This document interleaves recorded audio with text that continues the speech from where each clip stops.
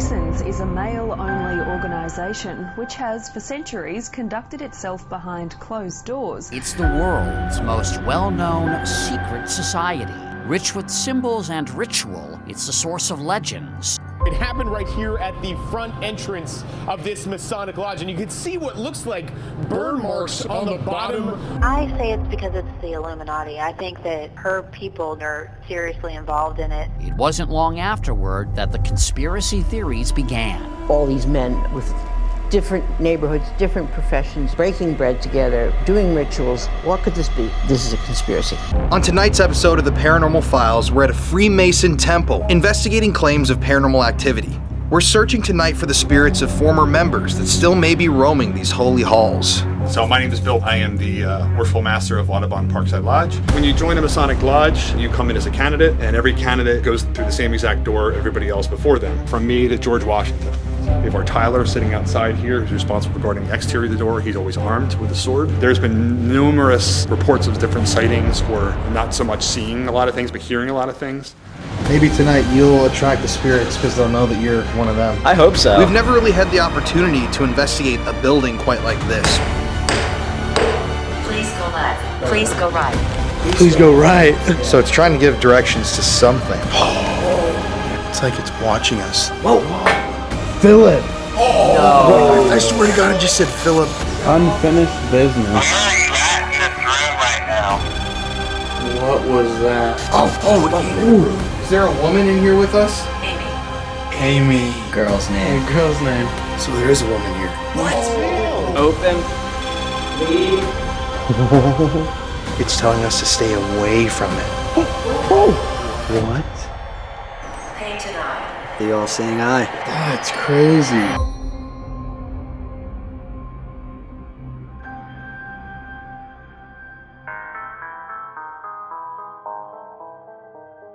On tonight's episode of the Paranormal Files, we're here in New Jersey at a Freemason temple that used to be a silent movie theater, investigating claims of paranormal activity.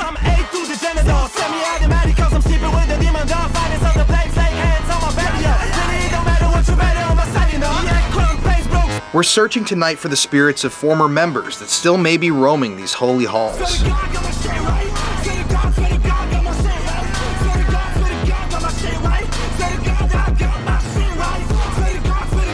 So sit down, pop some popcorn, and prepare to have your mind blown. This is an extremely spooky and mysterious episode, and you're watching the Paranormal Files. Yet another violent weekend across the city of Philadelphia. More than a half dozen people have become victims of gunfire in less than 24 hours. 7 people were shot in just a short period this weekend. 5 of them have died. Not even 24 hours, these shootings happening back to back. All right, everybody, so today, before we dive into this investigation, I kind of want to provide you all with a little bit of history on the Freemasons, the Masonic temples, and clue you in as to what the Masons are. Because they're such a secretive organization that, you know, it's really hard to summarize all of this information in a short video, but I'm gonna try my best to kind of tell you about the Masons, what they're about, and show you how deeply ingrained into our modern world they are. Also, I'm really sick right now, you can hear my voice, so if I lose my voice, just bear with me. But let's start at the beginning. The Freemasons are a fraternal organization that traces its origins to the medieval guilds of stonemasons. The first known documented reference to Freemasonry dates back to the late 16th century in Scotland, but its roots go back even further. Freemasonry quickly spread throughout Europe and became popular among the intellectual and cultural elites at the time. In the 18th century, Freemasonry underwent a period of significant transformation known as the Masonic Revolution. This period saw the establishment of the Grand Lodges, governing bodies that standardized the rituals and practices of Freemasonry, and Freemasonry also became more inclusive, accepting non-Masons into its ranks and at times even women. And during the 19th and 20th centuries, Freemasonry continued to expand in a massive way all across the globe. Many famous historical figures were Freemasons. We're going to cover that in a little bit when we dive into who was a Freemason. And over the years, tons of conspiracy theories dealing with the New World Order, the Illuminati, and the Freemasons have emerged. So we're going to cover all of that really quickly. Because so much organized crime uses the Masonic secret system and the good old boy network to be able to get away with murder. And I mean murder. To basically sum it up, Freemasonry is a frat. It's a fraternal brotherhood. It's basically a group of men that come together, and they're usually members from the community. They do these rituals together, they hang out, they talk about life and everything, and from the surface, there's nothing wrong with that. The Freemasons are just hanging out, and it's kind of like an elite club that you have to work to get into. And the word Freemason and Freemasonry comes from the old times when Masons were seen as very important, knowledgeable people that built buildings, knew how to construct structures, and so that's where the Freemason part of Freemasonry comes from. But as you probably know, there are tons of conspiracy theories that surround the Freemasons and the Masonic temples. For example, a lot of people believe that the Freemasons either control the world or help to control the world with the help of the Illuminati. The Illuminati, if you don't know, is a shadowy organization that some people claim control all the banks in the world, the populace. They unleash diseases, start wars, and they're the ones that are really pulling the strings, like the shadow government behind all other governments in the world. But one thing that I've always thought is really interesting about the Freemasons is their use of symbols and rituals. So as you can see here on my computer screen, here we're going to go through real quickly 15 common Masonic symbols and what they mean. So this one, the all-seeing eye, everybody knows this one. It's on the US dollar bill. That's part of the conspiracy. And it says right here, the all-seeing eye, also known as the Masonic eye or eye of providence, is up there as one of the most recognized Freemason symbols. Yeah, it's on the dollar bill. It's been around since back in 1797 when it was introduced in a publication of the Freemasons Monitor. So this symbol represents the eye of God and serves as a reminder to Freemasons that God is always first and God is always watching all of their actions and thoughts. One of the things that's required to become a Freemason is that you believe in some form of a higher power. It doesn't matter what religion you believe in or subscribe to. You could be Christian, you could be Muslim, you could be Jewish, it doesn't matter. You just have to believe in some form of a higher power because that goes into the rituals, the kind of magic and the powers that supposedly go along with Freemasonry. So let's scroll down here. The letter G. I've always wondered what the G meant on Freemason symbols. Well, Freemasons can't claim an entire letter of the alphabet as their own. They do use the letter G within their symbolism quite frequently. Problem is, there's a bit of contention around what it actually means. Some say it's as simple as standing for God in geometry. Others believe it represents the word gnosis, meaning the knowledge of spiritual mysteries, which is a big component of Masonry. Others still devise that the letter G in ancient Hebrew had a numerical value of 3, which is highly referenced throughout history when talking about God. So if you can't tell already, the Freemasons are very spiritual and they attempt to harness their spirituality and for them produce a positive outcome. It's interesting, that's when you get into the kind of rituals, the Masonic texts and the writings, and we're going to get into that. It's really interesting. You can see square and compasses are used all the time, the meaning behind them being quite literal, with the square representing morality in that Freemasons need to square their actions by the square of virtue with all mankind, and the compass then measures the ability to wisely conduct actions within certain boundaries. In other words, together the square and compass remind Freemasons to explore their desires and passions without stepping outside of the realms of moral behavior. Now, here's an interesting one, the anchor and the ark. The anchor is used a lot in Christian symbolism and has been adopted by Freemasons to have a similar meaning. Basically, it represents hope as well as peace against stormy weather. An anchor is used quite literally as a way of grounding a ship, and in the same way, this symbol talks about living a life that is grounded in hope and peace. So as you can see, a lot of these symbols are, I don't know, they relate back to God or the great power that is above all humans and mankind. It's interesting, isn't it? Another symbol is the blazing star. It's the pinnacle of a Freemason's journey, and in Masonry, a man tries to use knowledge to guide him, much like a star that is blazing against a night sky.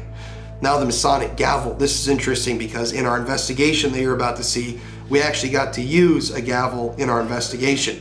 There are two meanings to the symbol. Firstly, it represents the authority of the Freemason yielding it, and secondly, it's a tool used to break off the rough edges of a stone. Used in this way, the Masonic gavel can be a reminder for Freemasons to chip off certain vices and maintain a pure moral and spiritual heart. Now, when I came to this one, I thought this was very interesting. The acacia tree. The acacia tree is an incredibly hardy, durable tree and has such been used to depict immortality throughout ancient history. The Hebrew people used to mark their graves with a sprig of acacia for this very reason. Aligning with the Masonry belief in the afterlife, the acacia tree represents their enduring immortal souls. Now, I didn't know that the acacia tree was a part of Freemasonry, but interestingly enough, if you actually watch the video, I was wearing, I think both Connor and I, yeah, we were wearing shirts from the band The Acacia Strain, which is a hardcore band that we saw in concert the week before we filmed this video. So it's kind of weird that it tied in like that. The Ark of the Covenant, this is a very interesting one. This is a classic Masonic symbol. The Ark of the Covenant can be found in the Bible as God's promise to David. Freemasons draw significance and symbolism from it, as today it represents God's continued forgiveness of their transgressions. You'll see in a lot of temples they have their own Ark of the Covenant. There was one in the temple that we filmed this video at. I didn't show it on camera, but we found it. The altar is obviously a very symbolic thing. Like with many religious entities, the Masonic altar represents a place where communion can take place with your God. It's where the holy books are stored as well. Most Masonic temples display a religious text at all times. Either it's a Bible, a Quran, or anything like that. So they are religious and spiritual people, but you're entitled to be whatever, you're entitled to whatever belief system that you yourself believe in when you become a Mason. The Masonic shoe. A long time ago, people would confirm a verbal contract by taking off their shoe and giving it to the other person. Now the Masonic shoe, known as a blue slipper, is a symbolic confirmation that what has been said will be done. Interesting, I would never assign any sort of meaning to a shoe. The beehive. Another hotly contested symbol, it's widely accepted that the beehive symbolizes the need for Masons to work together to keep the world operating. Some believe that there's a deeper, more complex meaning behind it, but generally this is the idea represented wherever the beehive is present. So Masonry, it's all about coming together, making sure you're giving your kids and the people that are alive today the best world that they can possibly live in. Here's an interesting one. Coffins. So coffins usually represent mortality, but within the world of Freemasonry, the meaning behind them can get a bit murky. Sometimes coffins are represented with a sprig of acacia, which would depict immortality. Other times it has a 5-pointed star across it. The meaning behind the coffin then seems to be interchangeable with whatever context it's provided in. One thing I've always found interesting about the Masons is that they use a lot of death, symbols of death I should say, in their rituals and in the temples. I'll show you some shots. There was like a skull on a piece of art in the temple. Some temples actually have skulls in them, and I've seen Freemason coffins. There was one for sale in Sioux Falls randomly where I'm from, and it had a full skeleton in it. So they have very ornate coffins. It's really interesting. They still don't know what they're exactly used for because it is a secret society. Here's an interesting one. So the 47th problem of Euclid. Things get a bit geometrical here, so bear with us. The 47th problem of Euclid, also known as the Pythagorean theorem, is symbolic of the need to square your square. In everyday practice, this means keep your life in order, and in building infrastructure, it is the method Freemasons follow when laying foundations. So as you can see, we could go all day about Freemason symbols and how all of this goes, but the running theme is that all these symbols talk about a need to be a good person, to live a moral life. These symbols keep people in check, reminding them to live the best life you can, help others out, and continue to build a world for yourself, the Freemasons, and whoever else you want to build a world for. I mean, there's so many symbols. Like here, if we go on my screen, Freemason symbols, the square and compass. I mean, dude, look at all of this stuff that you can go through. These are all very interesting symbols. The pillars, we're going to talk about those in a second. It is interesting that they use pentagrams. Now, I think that's where some people have come to believe that the Freemasons are satanic. They're not, but they do use a lot of pentagrams, especially the Order of the Eastern Star, which is kind of a branch off of Freemasonry, uses the pentagram, kind of like right here, Order of the Eastern Star. This is their symbol. So it is weird and it's very mysterious. I still don't understand a lot about this. So this is an article from the History Channel that I thought was interesting that states that the Catholic Church actually forbids members from being Freemasons. I'm gonna read this to you. Well, Freemasonry is not itself a religion. All its members believe in a supreme being, or, quote, grand architect of the universe. Members come from many faiths, but one denomination in particular bars any crossover. The Catholic Church first condemned Freemasonry in 1738, prompted by concern over Masonic temples and the secret rituals performed within them. In the 19th century, the Vatican even called the Masons the Synagogue of Satan. Now, isn't that an interesting, dark name? The church went even further in 1983, declaring, "Their principles have always been considered irreconcilable with the doctrine of the church, and therefore membership in them remains forbidden. The faithful who enroll in Masonic associations are in a state of grave sin and may not receive Holy Communion." Now it makes me wonder, the Catholic Church, it has its own secrets, whatever's in the Vatican vaults and all of that, but why are they so against Freemasonry? Do they have an idea of what they're doing in this secret society? Do they have an idea of the rituals and everything like that? I don't really know. But there's so much history with the Masons that we could talk about all day. But first we need to talk about how the Freemasons influenced America. Yeah. So what's interesting is that the Freemasons themselves actually played an active role in the American Revolution and the formation of America, both as individuals and as an organization. In fact, many of the founding fathers of the US, including George Washington, Benjamin Franklin, and Paul Revere, were Freemasons, and their involvement in the fraternity influenced their political and social views. This is just crazy because the principles of liberty, democracy, and individual rights that were central to the American Revolution were also fundamental to the philosophy of Freemasonry. And during this time, during the American Revolution, Masonic lodges that were beginning to pop up here in North America became places where patriots and powerful figures from what would become the United States would meet, talk about battle plans, discuss political values, and discuss the formation of the United States. The first Freemason Lodge was established in America in 1733, years before the Revolution, and throughout the American Revolutionary War, Freemasons provided funding, they provided people, and they provided safe houses for political leaders to gather in. And a lot of people think that without the Freemasons, we wouldn't have won the American Revolution, which is really, really interesting. And I don't know if that has something to do with why the all-seeing eyes on the dollar bill or why we see so much Masonic symbolism throughout America. I mean, even in Philadelphia, there is like the Order of the Eastern Star, there is a web of underground tunnels that forms a pentagram that the Masons constructed underneath the streets of Philadelphia, which I never knew about. And almost every American city has hidden Masonic history. So wherever you live, I would definitely encourage you to go check out the mark that the Masons have left on your town or city. So to talk about some of the famous Freemasons, this is really interesting.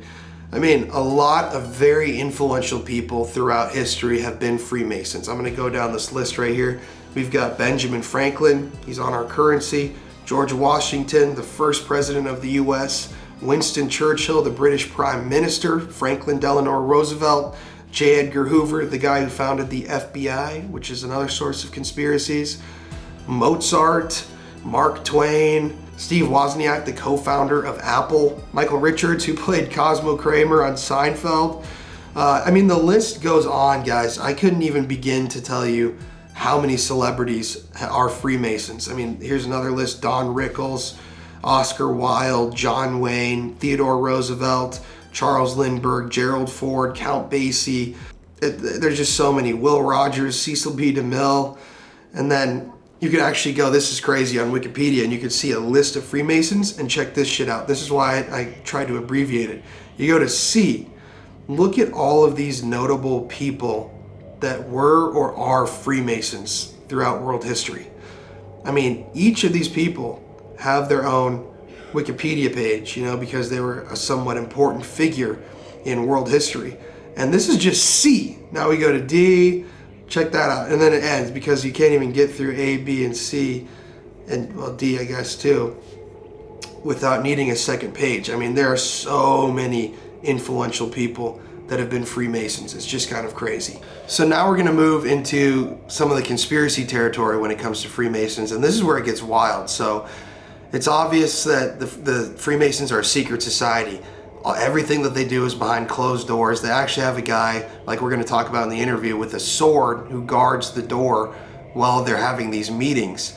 And all of the rituals that they do a lot of very bizarre rituals. No shade to the Freemasons, but they are pretty strange behind these doors.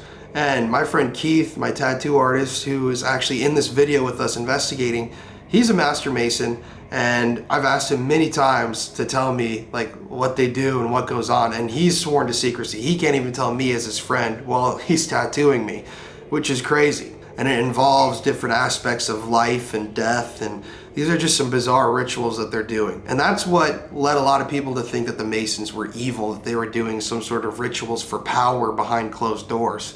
I don't really have that much room to speak here because I don't know exactly what they are doing behind the closed doors. I don't think it's necessarily evil, but it is interesting. So let's talk really quickly about William Morgan. So this is a very famous story.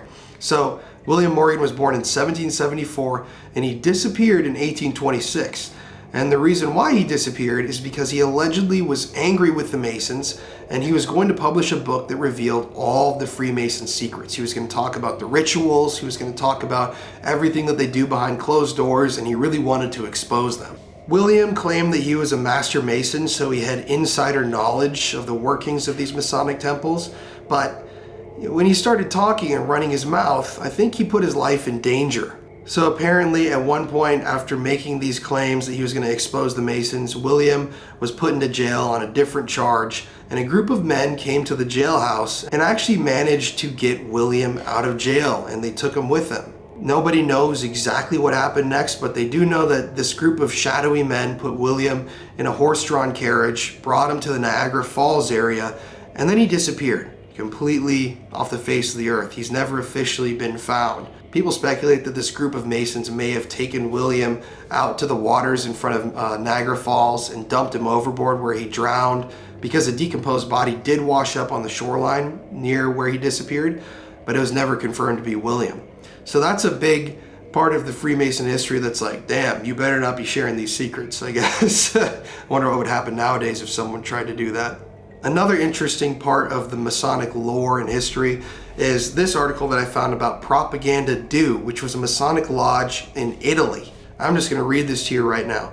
It was a Masonic charter that was withdrawn in 1976, and the group transformed into an illegal, clandestine, anti-communist, anti-Soviet, anti-leftist, pseudo-Masonic, and radical right criminal organization and secret society. In its latter period, during which the lodge was headed by Licio Gelli, Propaganda Due was implicated in numerous Italian crimes and mysteries, including the collapse of a bank, the murders of journalists, and corruption cases within the nationwide bribe scandal Tangentopoli. People have referred to this Propaganda Due Masonic group as a state within a state, or a shadow government, because some of its members came from extremely high-ranking positions of authority in the government and in public. The lodge had amongst its members prominent journalists, members of parliament, industrialists, and military leaders, and even Silvio Berlusconi, who later became the Prime Minister of Italy. So basically, this Masonic lodge turned into a shadow government in Italy, and these Masons went kind of crazy. They started murdering people and staging them to look like s***s. They started using political favors from their prominent members to impose new legislation and laws. They even caused the collapse of a bank, which is crazy. So that's something that people cite when they say that Masons are trying to only work in their own interests and aren't for the people. And while obviously this isn't the case with all of Freemasonry, it is interesting that this did happen and that it is called a shadow government right here, and that this group of Masons basically just went wild and decided, you know what if we became the conspiracy and we did start to run things around here?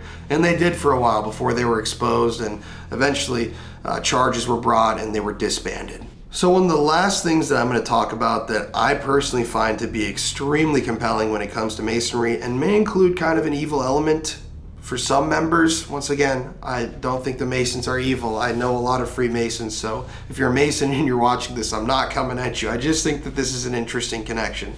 So right here, as you can see on screen, we need to talk for a second about King Solomon's Temple from the Bible. King Solomon's Temple is an important historical and symbolic reference for Freemasonry. According to Masonic legend, the temple was built by King Solomon with the assistance of Hiram, the king of Tyre, and a skilled craftsman named Hiram Abiff. The temple is regarded by Freemasons as a symbol of spiritual and moral perfection, and it represents the highest ideals of the fraternity. The legends and symbolism surrounding the temple are deeply embedded in the rituals and teachings of Freemasonry. Many of the architectural features of the temple, such as its pillars, chambers, and symbols, are incorporated into Masonic symbolism. In addition, the biblical story of the construction of the temple is used as a metaphor for self-improvement, with members of the fraternity encouraged to emulate the builders of the temple in their quest for personal and spiritual growth. The temple is also significant in Freemasonry because it's believed to be the site of the first Grand Lodge of Freemasons. According to Masonic legend, the three masters who helped build the temple, Hiram Abif, King Solomon, and King Hiram of Tyre, formed a secret organization known as the Allied Masonic Degrees to preserve the knowledge and secrets of the temple's construction. And obviously, according to them, this organization eventually grew into the modern day organization of Freemasons and Freemasonry. Now, King Solomon's temple, the Freemasons see this as perfection. They see this as a holy ground, a place that was built and constructed immaculately from the will of God, if you read the Bible. Solomon was told to build the temple, and they did. You can see, even if you look at my computer screen, all of these, here's the Grand Lodge of Ohio right here, talking about it. Here it is. They all talk about King Solomon's temple and how, the architecture and everything has something to do with Freemasonry. But where I think it gets really interesting is when you go to the Testament of Solomon. Now, I read about this a couple of years ago. I'm just going to spell this out to you because demons come into play here. The Testament of Solomon is a pseudepigraphical composite text ascribed to King Solomon, but not regarded as canonical scripture by Jews or Christian groups. So the Testament of Solomon is supposedly a piece of what I guess you would call biblical literature, writings that supposedly occurred in the same time of the Bible and everything.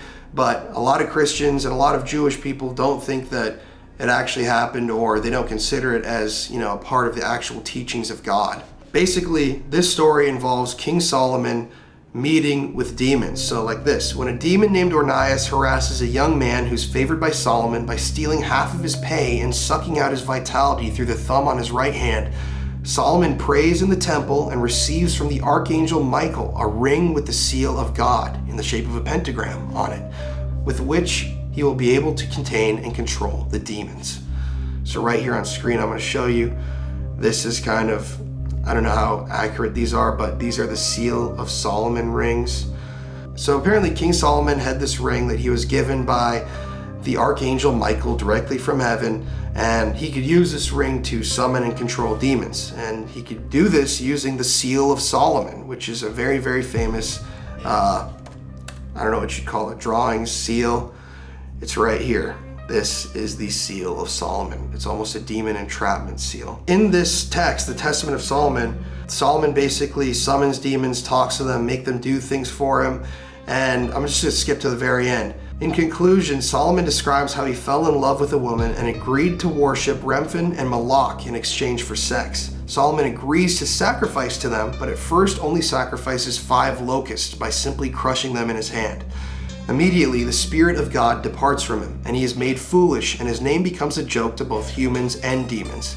Solomon concludes his text with a warning to the readers. He tells them not to abandon their beliefs for sex, like he did. So, I think that's very, very interesting. Now, it's up for debate, obviously, whether this should be included in the Bible, or if this is actually biblically accurate, or if this happened according to, God's word. And I'm really summarizing this here, so bear with me. But right here, this is the Seal of Solomon. It all basically started with this legend of a magic ring with which the possessor could command demons. And there's been a bunch of different symbols that have been ascribed to the Seal of Solomon, kind of like right here, this talismanic scroll that bears Solomon's seal from the 11th century, a coin from AD 1873, which shows kind of a seal. And this is the actual variant form of the secret Seal of Solomon, as seen in the 17th century grimoire, the Lesser Key of Solomon. I actually used to own a copy of that. The Lesser Key of Solomon, that's where this gets really interesting, because the Masons are putting so much love and time and thought into Solomon's temple. Well, it was apparently in this temple, to sum it all up, where Solomon was putting his ring on, summoning demons, talking to them, and then attempting to banish them, or at times using them. So the Lesser Key of Solomon is an anonymous grimoire on demonology. This is a text it's a magical text that people have apparently used to summon demons for many, many years. And it goes through all the different demons that King Solomon summoned in his temple before obviously he lost grace with God by crushing those locusts. And as you'll see on the screen right here, these are the names of the 72 demons that King Solomon summoned. You can recognize King Baal or Baal, king of hell, King Payman, kind of like from Hereditary, another king of hell, Prince Satiri, Count Furfur, President Foras, Duke Gremory, President Kame, and all of these demons have their own pictures. They did their own things. It's kind of interesting. Like let's take a look at Payman. So here's the sigil of Payman right here. Payman appeared as the 9th spirit, and a warning was given that if King Payman appears alone, a sacrifice must be made to summon Labal, sometimes called Bebel, the most devoted to Lucifer, and Abalam, 2 kings who serve under him but do not always accompany him.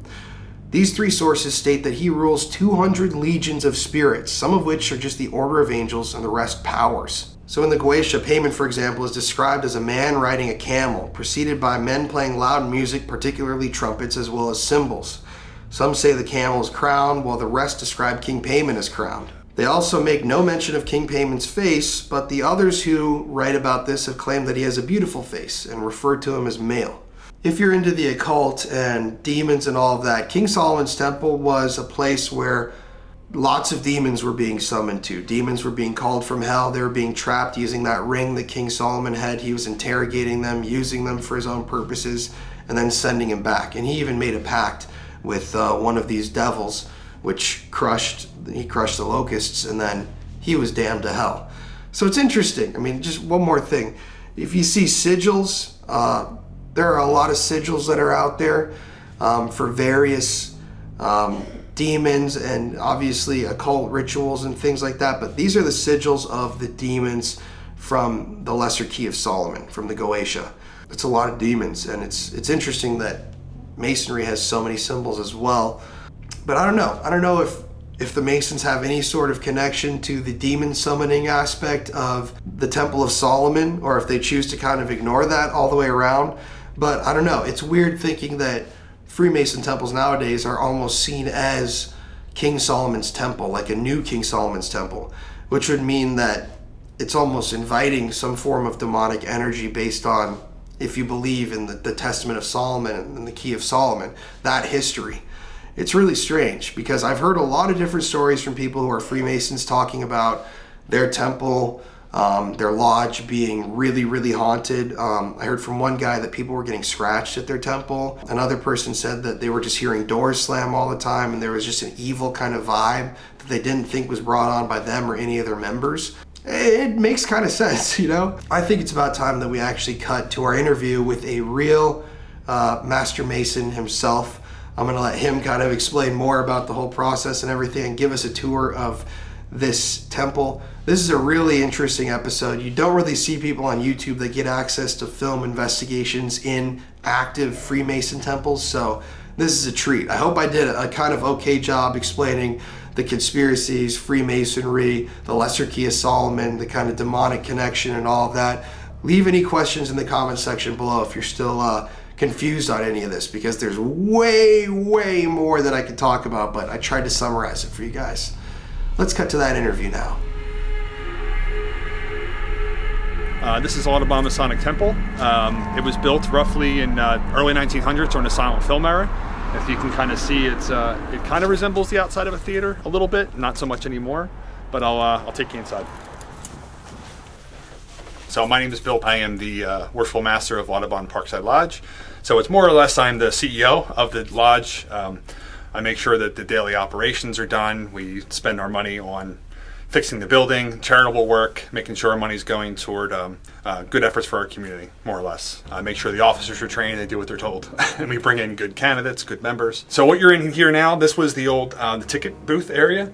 So to give you a little history of the temple, so it was built roughly in 1912, 1913, give or take, during the silent film era. This was called the Highland Theater, where next door was the Opera Hall. I forget what it was called. So the films happened here and the opera was next door. So it was the Highland Theater in the early 1900s, say 1920s, 1930s. It became the new Highland Theater, I guess ownership change or what have you.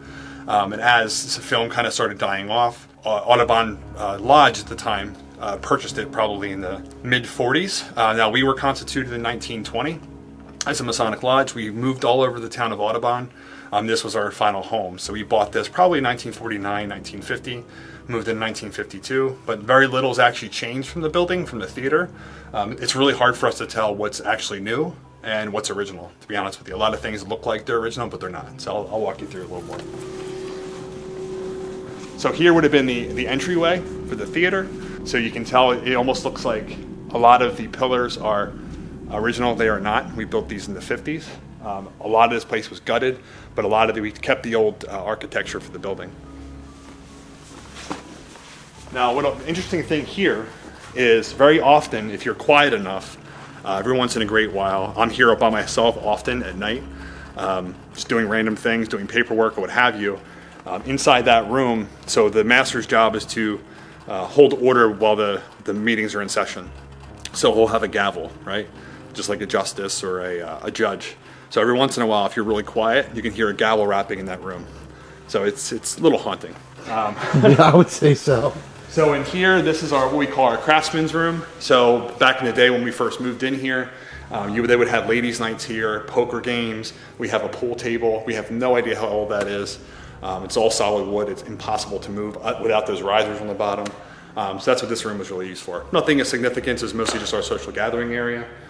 So we have all kind of artifacts and relics and all kind of things in here. Turning these lights off, you kind of feel like there's people in here looking at you. So walk this way. So these stairs were not original.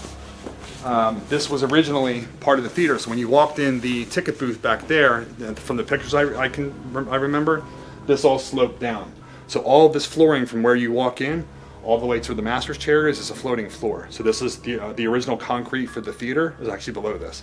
But even if you walk through it, it's still very solid for being, close to 100 years old. I didn't even see this over here before. Yeah, so this is just storage for the most part, but I'll walk you through here. So when you join a Masonic Lodge, you come in as a candidate, and every candidate goes through the same exact door everybody else before them. So we have a thing that's coming in the same way and manner as all others who have gone this way before. Meaning, every candidate comes through the exact same door the first day they join. Every single person from me to George Washington. So this door? Yes, they come in this door the first time. It's interesting, maybe there is some sort of energy. You'd imagine it might be like a repeating of people coming through the door. Oh yeah, some sort of something you could detect. And when we have to prepare our candidates, you can kind of feel like almost not physically feel, but you can kind of feel like they're like egging you on, like you're doing a good job, keep going. You always get a good positive feeling when you're in the building. So this is our temple. So it's called a temple not because it's religious or anything like that. We don't really, we're not a religion. We don't believe in. Nobody has a specific dogma that they follow, but you do have to believe in a God. You can follow whatever you wish, Christian, Jewish, Hindu, Muslim. It's up to you. We have no qualms there. So this building here. So if you look on the walls, so you'll see the original lights from the 50s. These are all Art Deco original. These are not reproductions. This is stuff actually built in the 50s. Maybe even earlier. I don't know how we can date these, but so this room is the original theater room. You can see how high the ceilings are and everything. Like I said, almost everything in here is original. I'll actually show you my favorite part of the room here. Oh yeah. So if you look at the handle, this is probably the only thing that works regularly in this building without fail.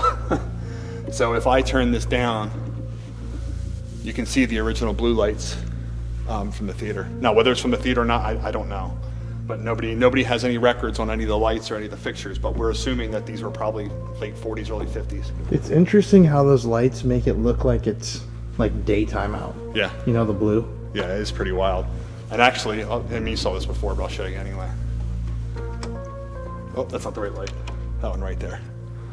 So when you come in, you're a member, and you get to see something like that. It's pretty inspiring. It's the most dramatic lighting I've seen in a while. It's awesome. Yeah, it's pretty wild. So each of the chairs, the wooden chairs you see, is a different officer, a different station or place. So you have what we call our junior deacon, who's responsible for guarding the door. We have our Tyler sitting outside here, who's responsible for guarding the exterior of the door. He's always armed with a sword. Because once that door is shut during a meeting, no one's supposed to come in that's not a Mason. Masters of Ceremonies. Every state's different. So you'll have Pennsylvania and New Jersey have different regulations. Most of the officers are similar. But like Pennsylvania doesn't have masters of ceremonies, so you'll have some difference from jurisdiction to jurisdiction, state to state, country to country, etc. You have our senior warden, who was responsible for the masters of ceremonies and degree work, bringing guys in that are new members, mentoring and training the masters of ceremonies. Then we'll walk over here. You have your stewards in the lower chairs here, which are just the guys that pretty much take care of, you know, food, entertainment, any kind of programs, making sure people are fed and happy, fat and happy, more or less. Then you have the junior warden, who is responsible for them. So he just makes sure all the guys are happy, you know, they're taken care of while we're in session, while we're in meetings, and if there's any kind of, you know, distress or anything like that, they make sure they help each other out. So you have our altar here, has nothing to do with religion whatsoever. It's just that, you know, you'll take an obligation that you'll take care of your brothers and you know, watch out for the values of fraternity while you're a member, right? That's it. More symbolic. Yeah, it's very symbolic. And that's it. Did you ever see the Muppets, the two old guys that sit up in the Oh rafters? yeah, what are their names? Statton and Waldorf? Yeah. That's them right there. So that's our secretary and our treasurer. They're usually guys that have been around the lodge quite a long time because they have the experience. Ours were, not so much anymore, two older guys used to bicker. I used to call them Statton and Waldorf. I actually wanted to buy a little figurine and stick it up there, so we knew, but they didn't. So we have our marshal and our chaplain. Chaplain just leads us in prayer. Again, not religious, it's very universal. Marshal just makes sure the guys are where they're supposed to be during the degrees. Over here you have the senior deacon, who does exactly what the other guy does, the other deacon. The only difference is he guards the inner door. So he's responsible for bringing candidates in, marching them around, and working with them. Then you have the idiot in the room, the worshipful master. That is me. Next year it'll be your assistant here. So their job is to make sure all the guys know their job. It's kind of like they're the general, right? To make sure the guys have their marching orders, that he keeps order. He's make sure that any candidates we bring in are good guys, that they're going to uphold the values of the institution, et cetera, et cetera. It's mostly a lot of business stuff. You know, is our finances in order? You know, we following the laws of the jurisdiction, et cetera. Nothing. It's a lot of work. It's a part-time job, but I enjoy it. That's it. And the very high level of the officers. So that's pretty much it of the building. It's like I said, it's been around quite a long time. 110-year-old building. There's been numerous reports of different sightings, or not so much seeing a lot of things, but hearing a lot of things. My son and wife, once in a while, they'll come in here, and if I'm doing something, they'll feel something walking behind them. At one point, the doors are protected very often. So sometimes I'll sit up here during a meeting, and I can see before we close the door for the meeting, you know, if people come in late, I'll say, okay, bring them in, let them in, or whatever.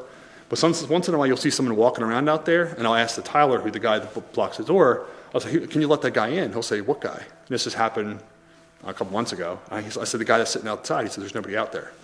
So it happens very frequently. Well, I'll see, because I can't see too much. I see feet.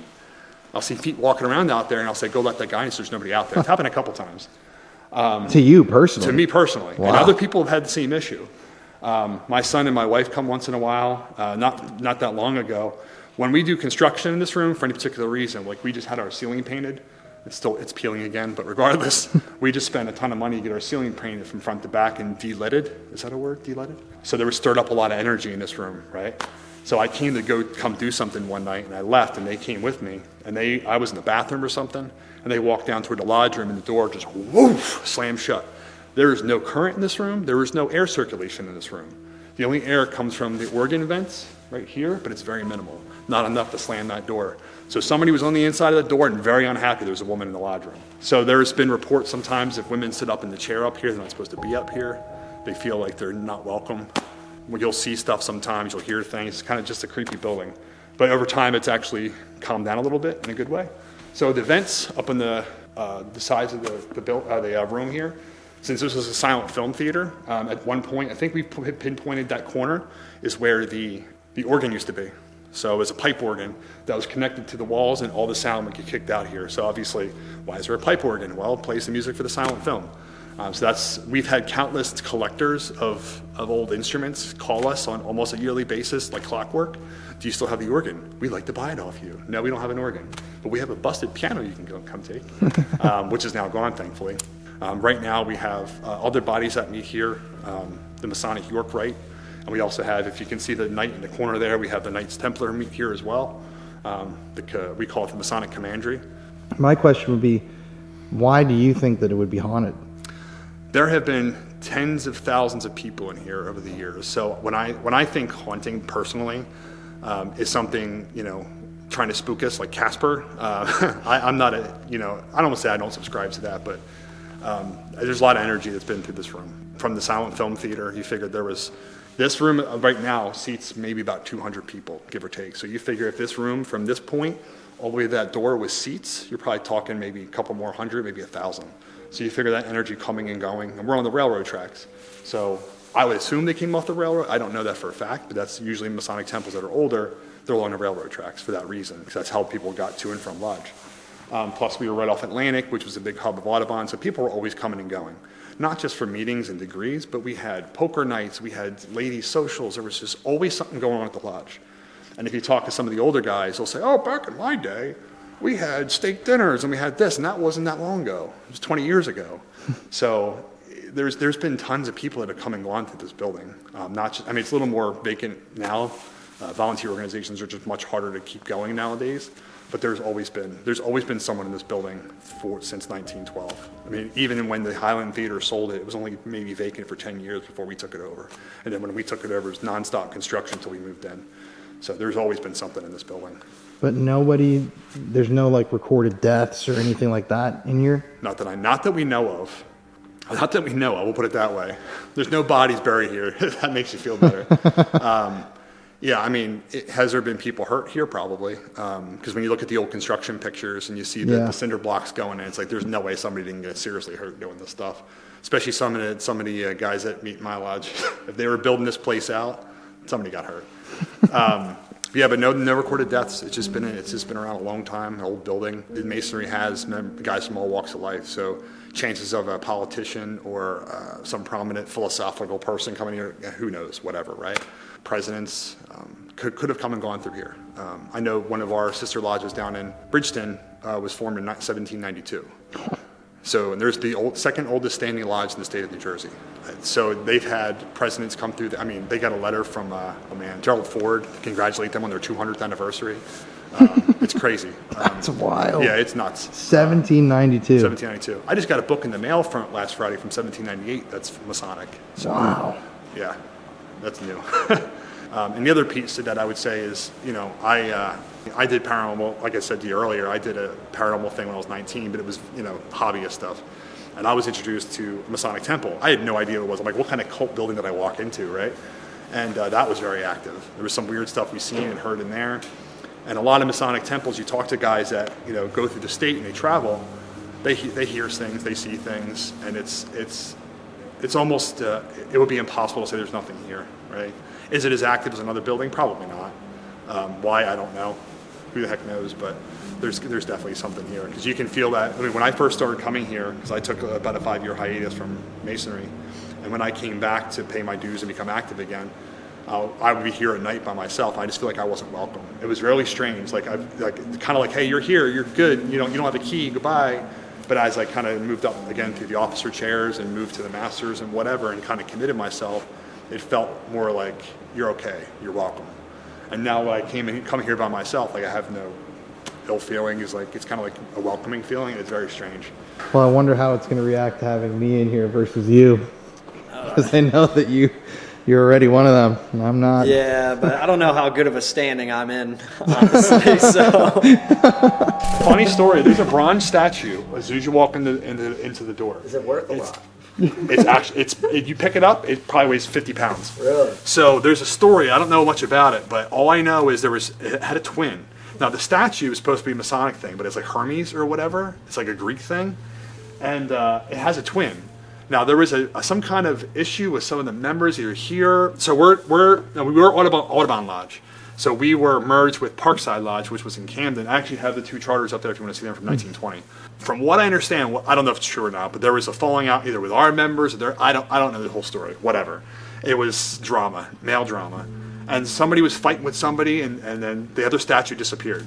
Really? So it just vanished. Nobody knows where it is to this day. So it's probably not worth anything, but it's funny. So Anyway, you'll hear all kind of goofy stories. The like treasure. That. That's awesome, though. It's ridiculous. But these are our founding members. These are our charter members, we call them. So these are the guys that were the original names that signed our charter in 1920. I don't recognize many of the names except for this guy right here, Hopkins. I think that's what Hopkins Road was named after in Audubon.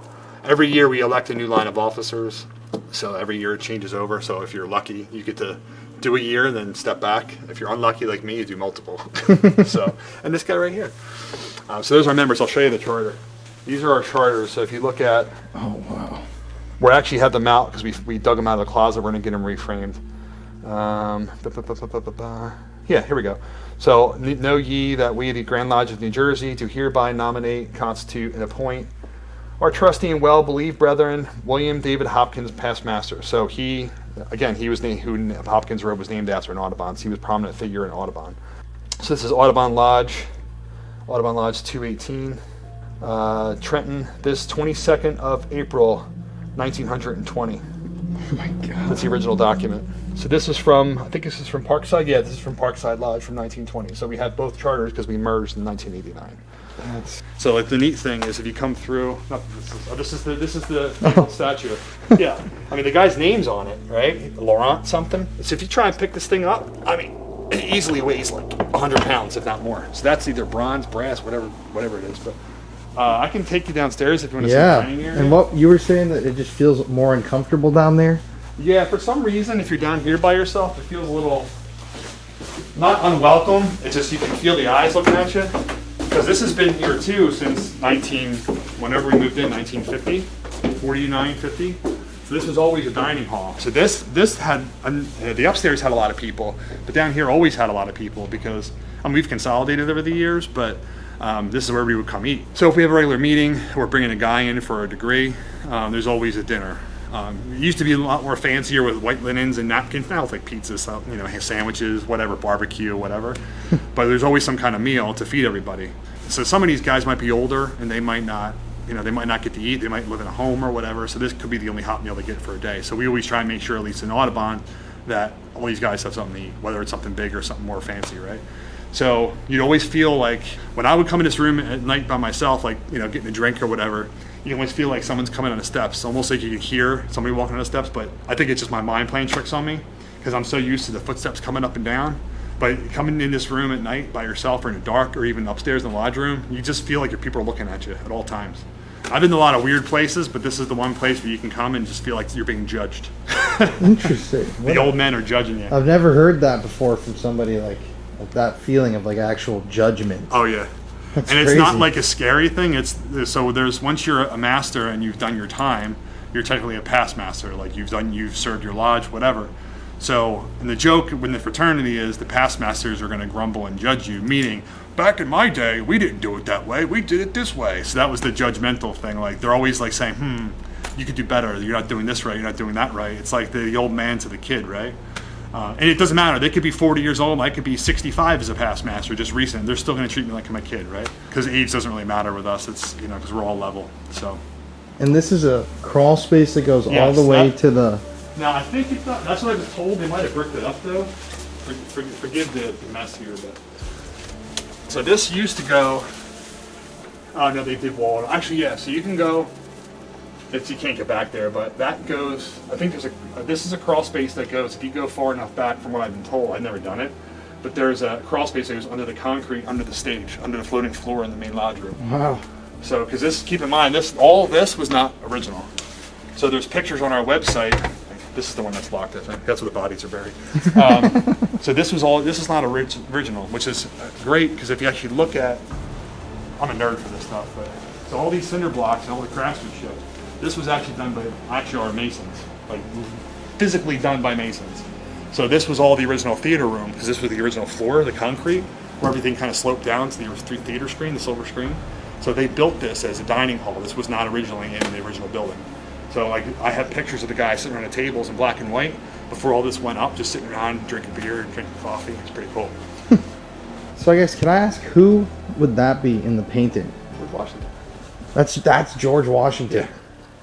Damn, I thought it looked like him, but I was like, there's no way it's George. Yeah, almost every Masonic Lodge in the country you'll find a painting of George Washington somewhere. Wow. Yeah, it's just, he's not like a the father of Masonry or anything like that. It's just he's one of our most popular guys. Well, I mean, America, you know, yeah, that whole thing. Well, because every state is, we call jurisdiction, right? So there's New Jersey, Delaware, Pennsylvania, whatever. Every state has its own Masonic constitution, laws that we have to follow as Masons. Mostly just be good men, you know, don't hurt each other, you know, be charitable, whatever. But so a lot of that stuff, it goes into, you know, trial, and if we have a grievance against each other, how we resolve it as men, right? And if there's accusations of misdeeds or whatever, how we resolve that. Now, if you look at how the U.S. Constitution is written, it's almost identical. So, and we predate that stuff. So it's kind of like, was the U.S. a duplicate of an idea to bring Masonic law to a new world? I've always thought it was, but that's just me. That's so interesting. Yeah. I never so now, thought of it like that. If you actually look, and I'll show you something else. This is just me. I thought this was always Oh, I love history, so I'm all about it. So if you look in the chamber of the Congress chamber, right? The Speaker of the House always sits on a third tier above the, I forget the positions, but the Speaker of the House always sits at the top, but they always sit in the third tier. So if you look at our Master's chair, Master's just on the third step. So if you actually look around different parts of the chambers of Congress, they sit in the first row, or the first tier, second tier, and third tier based on their rank in Congress. So you have your junior warden, first tier, senior warden, second tier, master, third tier. So I've always looked at that and said, man, I wonder if that's something like that was intentional. You know, I mean, it's probably not, but it's just, you know, my friend says sometimes a rock's just a rock, but it's pretty interesting. Well, it's kind of hard to ignore when George Washington was a Mason. Yeah, George Washington, Benjamin Franklin, all of them. Paul Revere, God, who else? And it goes on and on and on and on. Confederate generals, Union generals, they refused to fight and kill each other.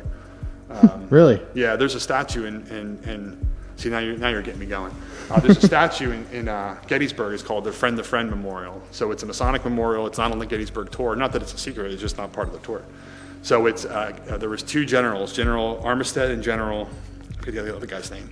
They were Confederate and Union soldiers, generals.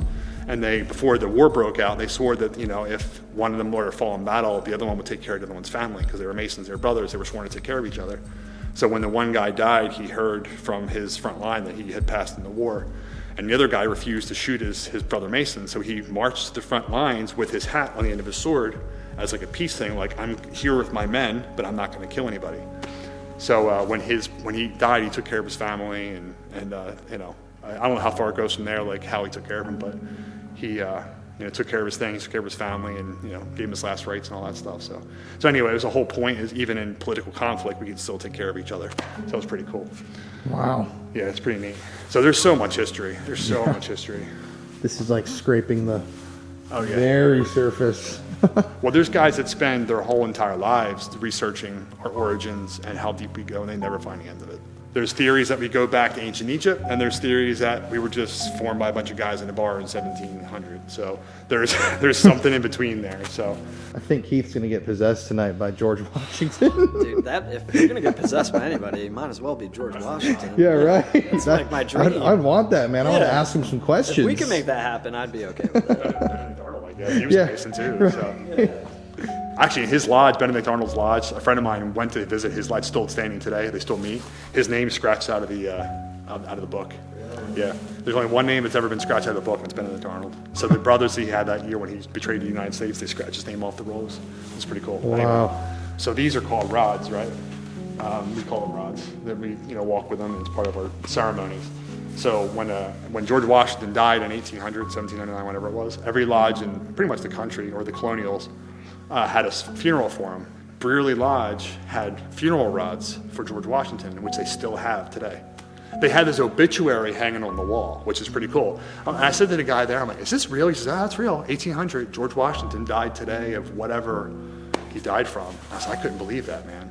It's cool when you go around and see this stuff. I'm a nerd too, but each lodge has to have its own like little piece of history, you know. Yeah, they're supposed to have libraries or whatever, right, or something. So ours, you know, we don't have a ton of history here, but, you know, other than being old and being part of the silent film era, and every lodge has its own like charm. I think it's interesting when you said about being next to the railroad. You know, that many people coming through this town. Yeah. And then coming into this building and all going through the same, you know, ritual, the word being, and then the films being shown here. And there's got to be something that's happened in this building that's notable. Well, I guess we'll have to solve the mystery tonight. At least try. See who's in here, man. Give it a shot. Crawling through the crawl space. Oh, no thanks. I'm good.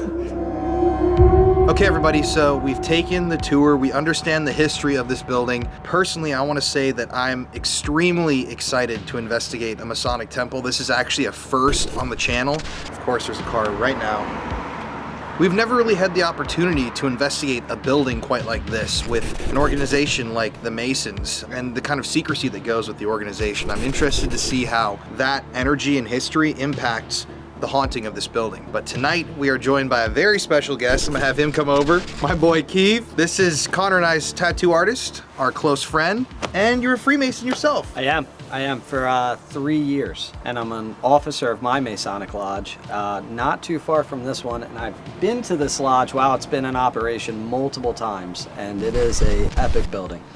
And he knows a lot about the history of the Freemasons and everything that goes into it, so he's going to be an important asset on the investigation, I think. I hope so. To see if something happens. We also got kind of a matching tattoo. Yeah, we do. I don't know if people can see that. Yeah. It's kind of funny. He just did my crying Mickey right there. My finest work. Still healing. And this little Sparky murderer. That was like, what, 2 weeks ago? I would say so, yeah. Still peeling. He's got a lot of tattoos. We also have Connor here. Hello, guys. Buddy? I'm cold, very cold. Dude, show him your tattoo that Keith gave you. Told you not to wear it, Jack. Let's go, baby. Go Eagles. Yeah. Keith had to sit on his lap for what, 6 hours? About 5.5, yeah. It was one of the best moments of my life, and I look forward to it again. Yeah. Yeah. Hopefully again in a couple weeks. Keith's been saying he's really dying to get back on your lap. Oh, That's who all he is talks it? about. Warm, very warm, and welcoming. So Yeah. I'm into it. Got that cushion on this lap. Well, guys, are you ready to? I'm ready to rock and roll, Ready to baby. go Let's in. do this thing. I think we Okay, are. man. Let's go. Maybe tonight you'll attract the spirits because they'll know that you're one of them. I hope so. I feel like I'll have a good rapport with them, so you never know. I hope you do too. Yeah, I'm excited to see You his. might get exposed tonight. I want to see what his big rapport is. That's such a big word. He's gonna develop a rapport with the spirits. So after our interview, we knew that it was time to investigate the temple, and we knew that it was time to approach this investigation in a new way. We tried some new experiments in this video, and we really wanted to connect with either a former member from the temple who had passed, who is no longer with us, the energy that is brought through these rituals and whatever they're doing in there in secret, or even possibly a demon from the Goetia, because who knows, maybe if there's 99 great Masons, maybe there's one that's into demonology that's using a temple like that to their own ends, you know? I don't really know. But when we started the investigation, things immediately took off. Keith, what would you call this room? Just a lodge room. It's Different balls going on. yeah. Ever since you put them down, this is pretty much every Masonic degree that you will receive will be in this lodge room. All your business meetings will take place in here, and every person who's ever been a member of this lodge has come into this room and used this altar and used this room to have their degrees conferred upon them. So there should be a lot of energy in here, whether it's positive or negative, I wouldn't know, but it's a pretty big room, so we'll see. Yeah, so we've got REM pods set up. Keith, you wanted to put one up there. For what reason? So lodge rooms are oriented by east, south, and the west. There is no north in a Masonic lodge. The master of the lodge, who basically presides over every meeting or the lodge itself, would sit in the east in that chair up there. And he's basically the president or the CEO of the lodge. So nothing really happens in the room without it being okayed by him. So I would think that putting one up there and by the entrances and everything would probably be the best place for them. So we've got those set up. Also strange, we've got 5 cat balls set up right here on the altar. First, the one on the left was going off, and then it moved over here to the right. So, to anybody here in the lodge, we're coming with good energy, and we just want to talk to you tonight about whatever you can share with us. I want to introduce ourselves. My name is Colin. My name is Keith. My name is Connor. So we've got all these little tools set up around the room, and the chair up there on the altar over by the door. If you walk up and you see any of those red lights and you touch them or even go near them, it'll let us know that you're here with us. So could you do that and let us know where you are in this room or in the building? After all that, the cap ball doesn't want to go off. Yeah.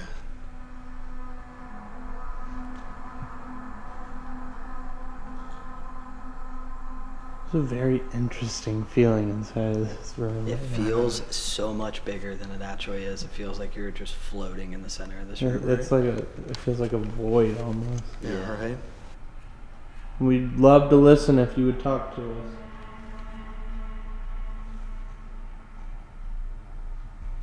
If you guys don't know, Keith right here is actually a Mason, so you can come talk to him too if you don't want to speak to Connor or I.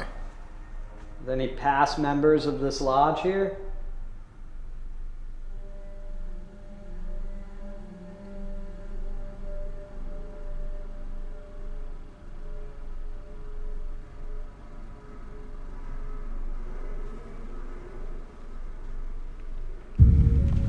I get that feeling of just like being watched. Almost like they don't want to talk, but it's like you can feel something. I think they would want to talk to me. Oh, yeah. I trust you. It's you. Yeah. No wonder they trust you. I am a Mason. You know, if there's anybody here you could talk to, it would be me. We understand each other pretty well. Were you an officer of this lodge? I get the weirdest feeling from over there. I don't know if it's because the REM pod's sitting over there. I'm like hoping it goes off, but I just get this odd feeling. Hiding. It's a weird one. You don't have to hide from us. Do you hear them? You don't have to hide from us.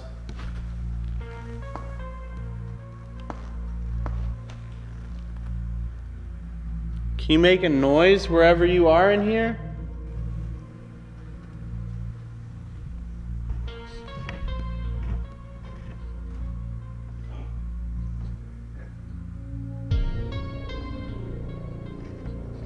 Dude, look how the cat balls have gone completely dead. Isn't that odd? Like, what was it? 3, 2 or 3 that went 3 off? different. 20. 20. When was this place built? 1912 it became a lodge, I think, or 1912 was when it was Trenton, this 22nd of April, 1920. Oh my god. That's the original document. So this is from, I think this is from Parkside? Yeah, this is from Parkside Lodge from 1920. So we had both charters because we merged in 1989. Interesting to note that that's when the lodge kind of really officially came to be, 1920. It says 20. It's like the third word. You don't have to be nervous about us being in here. We're not trying to expose you, be mean to you, anything like that. We're just interested to see if somebody is still here. And you were playing with our stuff earlier. Where'd you go? I think is the question. kind of feel like we should wrap the gavel. You wanna? That's like how you start a lodge meeting. Yeah, do it. See if it. Bill, is there a gavel? Let's get the gavel. Up here. Up here. Well, like when you're starting a lodge meeting, you wrap the gavel and everybody comes to order. So I would think that, you know, maybe they don't want to talk because the meeting hasn't started yet. You never know. All right, guys, lodge is open. Dude, if all the cat balls went off at the same time, I think I would have lost it. Come back again. Come back again. Come back again.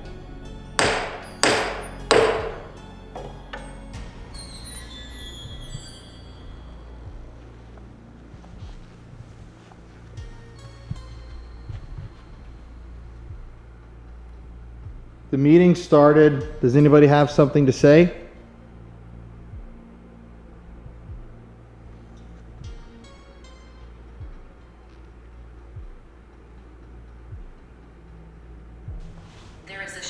creature. What? I've never heard it say that. That's Have weird. you ever gotten that No. response? There is a shapeshifter. You know, I've been to a lot of Masonic meetings. I don't think I've run into one of those. But I hope not. Draco reptilian. Correct. Correct. I've literally never even heard that or seen that word ever. That is very What are you talking about?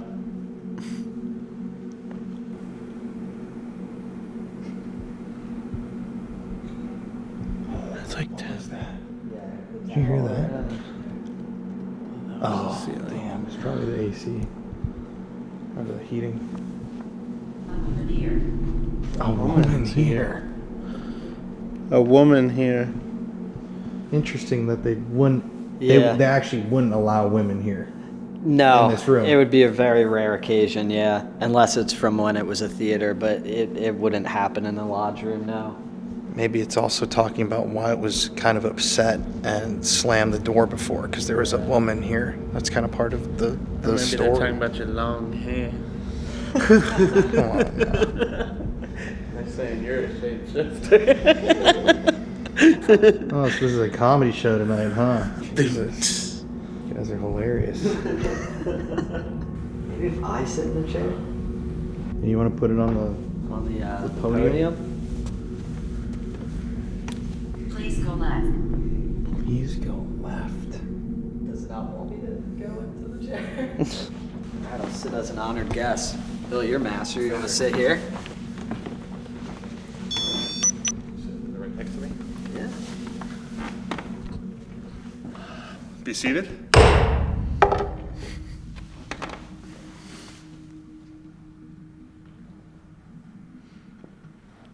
Are you an entered apprentice?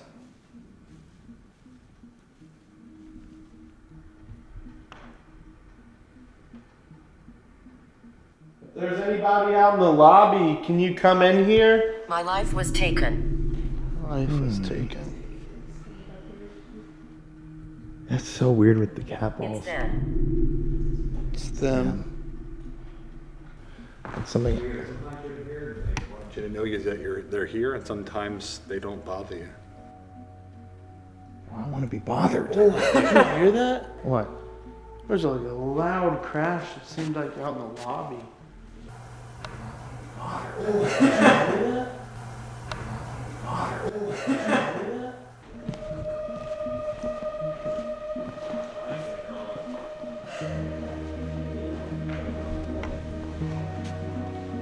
It was. I'm surprised y'all didn't hear that.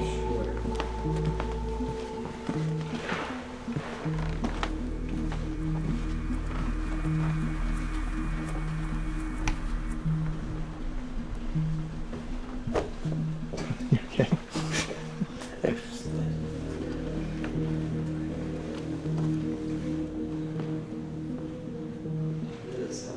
This honestly sounded like the gavel.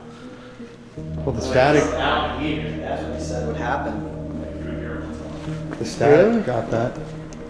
That's crazy. I didn't know that. Weird, right? But it sounds like it was coming from like next to the.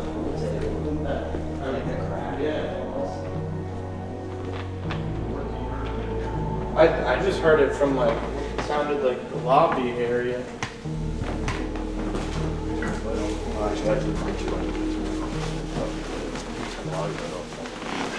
That was weird. Please go right. Please go right. Out the door. Tell us to leave once it's gone. By the door. Well, or we could go right downstairs. The kitchen Downstairs stuff. is the kitchen. Oh, yeah. So they loop. Yeah. It's really strange though that it said go left and then go right. Yeah. So it's trying to give directions to something. Yeah. Because you don't get those type of And answers. that would be out here, right? Would either be out or Well, these doors. unfortunately, right where it said go right, There is a stairway going up, a stairway going down, and the entrance and exit. So If it says go down or It's up, like- I mean, yeah. It's either wanting us to leave or it's wanting can you clarify and tell us what room you want us to go to, or something about where you're trying to lead us to, since we're out here? Where's he going? I think Keith just got possessed. He just stormed off. I heard something. You did? Yeah, I heard something. I was like, tell me the cat balls are going off, man. I can speak through this. I can speak through this. Yeah, if you have anything to say, feel free to use this device in my hand. You can say whatever you want through this. You heard that? I heard that. That was like a thought. Yeah, from over here. I know something that would make a Masonic ghost mad. I feel like if I were to do, Bill might understand. You're not really supposed to walk across from on this side of the altar where the master sits. If you cross in front of it, it's considered like a big no-no. Does that upset you when he walks like that? Maybe you're not a Freemason. Are you just a theater goer? Maybe someone who died in the area? Oh. That was interesting.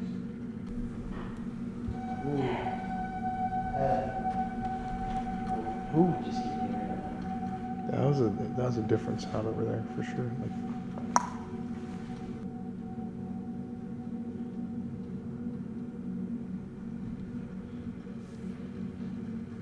I really want to see one of these REM pods go off. Sometimes it just takes a while. Painted eye. Painted eye? The all-seeing eye. There's Isn't a that mural. like a... Yeah, there's a mural on the wall. Is there an eye on there? There's not, but that's some Masonic Huh. symbol. It is on the chair. What? Painted eye? That's what it really said? Yeah. Once again, I've never seen that. Have you? Painted eye. I mean, That's like thing. that's like one of the Mason symbols, correct? Yeah.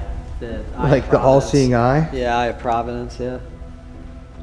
Do you think there is one painted in here somewhere? There's one on the master's chair. No. There is. It's right on the top of the master's chair. Oh, no way, dude. Do you like it better when we're over here? That's crazy. That is wild. Literally, there's a painted eye, and that's like one of the main symbols. What, and a weird phrase too. Yeah, Painted for eye. sure. It's very specific for that, yeah. Says. No. And really other scenarios. Here, let me put this back. Here's on. Okay. Am I dead? Am I dead? Yeah. Am I dead? Okay, we brought you a couple little toys to the painted eye. Oh, No there it goes. way. Alright, it likes that. We're gathering. You're gathering. Let me see. Do you guys gather at the lodge for lodge meetings or degree work? That is weird considering this is a room where People would gather. gather. So it's main So maybe because he hit the gavel, yeah. it started off some sort of reaction, or people are coming in now. I think that to me it gives more of the vibe of like we're being quiet in this room, and most of the stuff that happens in this building typically happens kind of out there more so than in here. So I think we should maybe move on. We could leave a static camera in here, but what do you think about changing rooms? I agree. I mean, maybe the dining room. So people Yeah. would, congregate there, so. Well, Let's give her a go. yeah, we can come back here at the end of the night too. Yeah. After receiving near silence for the longest time from the spirits in the temple area, we decided to head downstairs to where a lot of people experience poltergeist activity. They'll hear people walking around upstairs when they're in the basement. They'll hear people walking down the stairs. They've seen shadow figures, and we knew that that was a place that we needed to investigate, but I don't think we were ready for just how active it was gonna be. Okay, everybody, so we're downstairs right now in the lodge. This is in the kitchen area. This is a place where people have experienced stuff. They feel weird things. People tonight have felt a number of things down here, including a cold chill and just hearing noises. Already we had the REM pod going off, but we weren't filming, unfortunately. But the proximity meter right there, which shows if somebody's standing on one side, something came down the stairs, set off the side of the proximity meter at the stairs, and then on the other side, like it stepped into the room.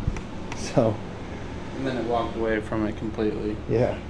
So if you are down here with us, once again, my name's Colin. My name's Keith.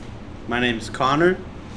We have all these little tools, toys for you to come play with to show us that you're here. If you see any of the red lights or the blue lights, you can walk up to them and show us. I had a good life. Had a good life. You can show us that you're here. So you came down those steps and you made that blue light go off. Are you able to come down those steps again and hang out with us down here? Oh, there it goes. Yeah, if you come into the room now, you can come in. We've got all these things down here for you to play with. You just want to come right past that. Does that normally go off? No. No. Really? But that's one of those It's things very that, like, rare. never goes off. Yeah, that it goes off. Okay, so if you're down. Yeah, come on in here. Can you come in the room?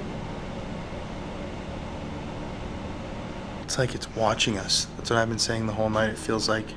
It just wants to interact from afar. Yeah, like they're on the corners of the room. They're like, they never come in the center. Yeah. And that's what Bill was saying the whole time, is that it always felt like someone was just watching. Yeah. It might not have been someone bad, but just someone kind of almost judging. That was me. Scared the hell out of me. Whoa! All right, if you just want to walk right past that through these doors, come in here with us. Absolutely. You are absolutely invited in, my friend, so. It likes, every time you talk, it starts coming in. Yeah, it likes me. I'm handsome. Whoa, whoa, whoa, whoa, whoa, whoa. Oh, we came in the room. Ooh. It's in here. Thank you for coming in here with us. Uh-huh. Okay, so now that you're in the room with us, can you tell us your name? Philip. Oh! No. No, I swear to God, I just said Philip. Whoa, whoa, whoa, whoa, whoa, whoa, whoa. You can come back in the room. We just want to talk to you. Come on in, all Philip. These devices. Is there more than one person here? Philip, are you here with us right now?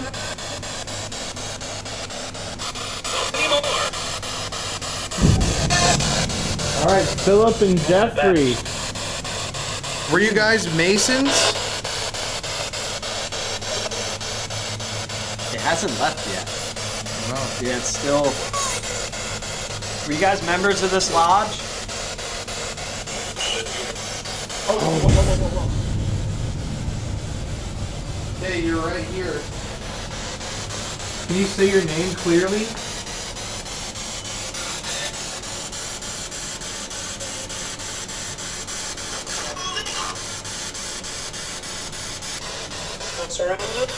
You're A ceremony?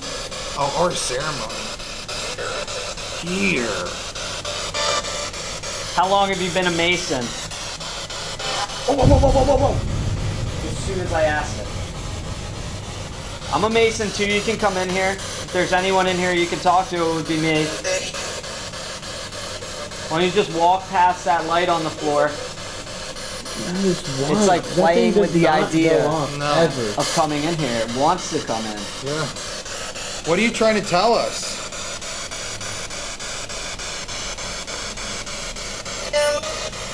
Tonight. What do you have to say? Hi.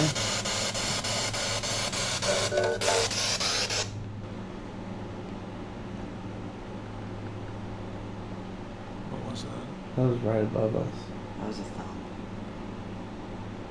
This would be the pool table area. Can you follow us over here, this direction?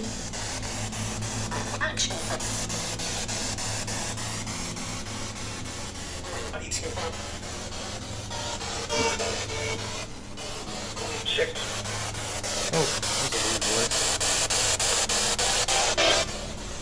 you make one of these balls go off? Now that you've come in the room? It's red again still. It turned off. Yeah, there's... Now that you're in here, do you want to make one of these devices go off? Unfinished business. What's your unfinished business? You have unfinished business with me?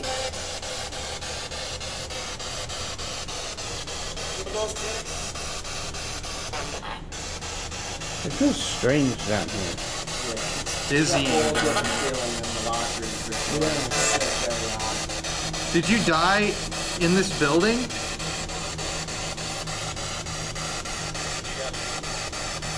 Did something happen to you in this building? Arm. What happened to your arm?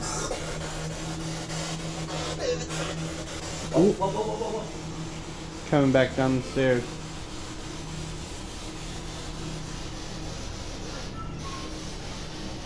You can come in here with us. Just walk past that light that's on the floor.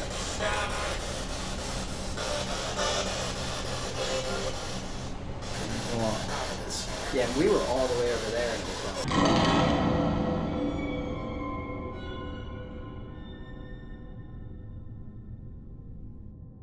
Painted eye? That's what it really said? Yeah. I've never seen that. Have you? Painted eye. I mean, that's like that's like one of the Mason symbols, correct? Yeah. The eye Like of the Providence. all-seeing eye? Yeah, Eye of Providence, yeah. Yeah, we were all the way over there. Yeah, we were all the way over there. I think I'm a little confused as to why you're just walking up and down and kind of staring at us. Is there something that you want to tell us?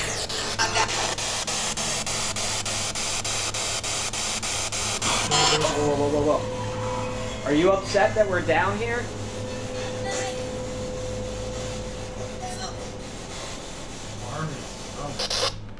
Turn this off. I have an idea. Okay, we're gonna go full IR for a second down here, okay? I'm gonna pause this. Okay, we're completely night shot now. We're completely in the dark down here. I really would like to see you make one of these devices light up, the ones with the red lights on them. All you have to do is go up and touch them, and it'll show us that you're here with us. Right there. Oh, it does that one. Yeah. Even if you don't want to talk to us and you want to give us a sign that you just want us gone, could you just light up one of these balls or the device with the red light on the table? Or the one on the steps? I can't remember the last time the REM pods were this quiet. For real. It's crazy that happens at locations where sometimes a piece of equipment that never goes off starts going off like crazy, but then all of our equipment that usually goes off doesn't go off at all. Who's down here with us? Can you touch one of the lights if you saw a movie here when it was a movie theater? I want to talk to Philip. Yeah, Philip, I got your name on one of our devices. Are you here with us right now? Whoa. Philip, can you come sit down with us? We have something to tell you. It's serious business. It's unfinished business, Yeah, Philip. come on. You sounded so southern when you said that. We got something to tell you. Oh, Philip. Oh, shit. Come on, Philip. Again. Come on, Philip. Come on, take a seat, partner. Where's the toilet? Where's that turtle at? Philip, all I want is for you to come down these steps and please touch one of these red lights. Whoa. Every time you ask it to come near the steps, it goes off. That's like the weirdest thing about it. You even say the word steps, it just goes off. All right, Philip, you're halfway there, man. That's your unfinished business. Come down those stairs. Come on now, Philip. Don't get down here, Philip. Get onto this table and touch that red light, Philip. Giddy up, Philip. Howdy ho. Come on down.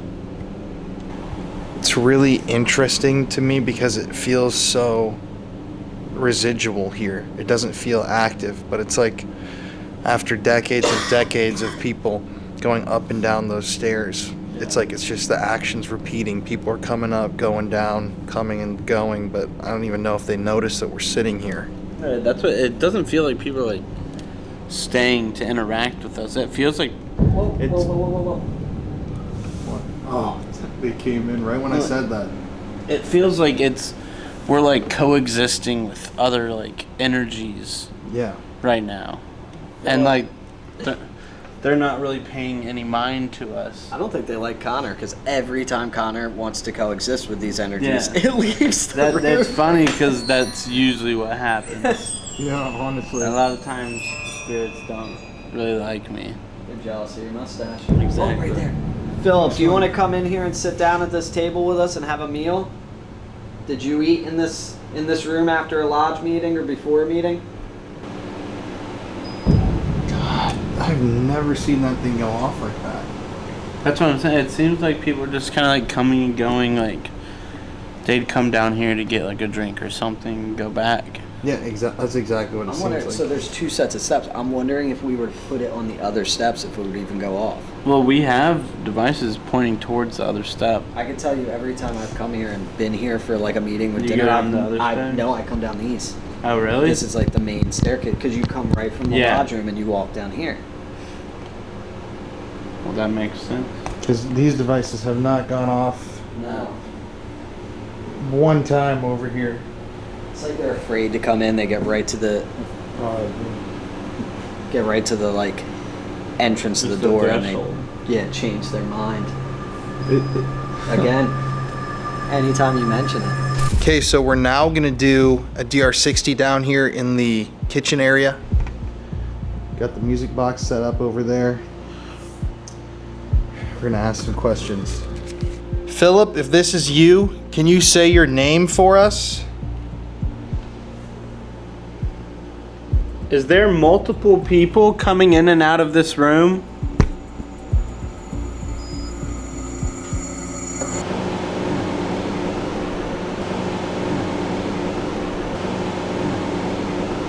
Were you a member of Audubon Lodge? Can you just say the word Freemason or Mason for us?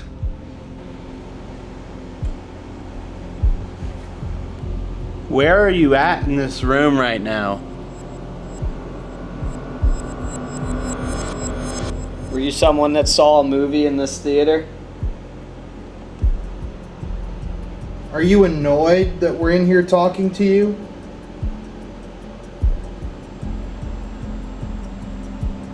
Why won't you come into the room with us? Is there something about this building that you want us to know?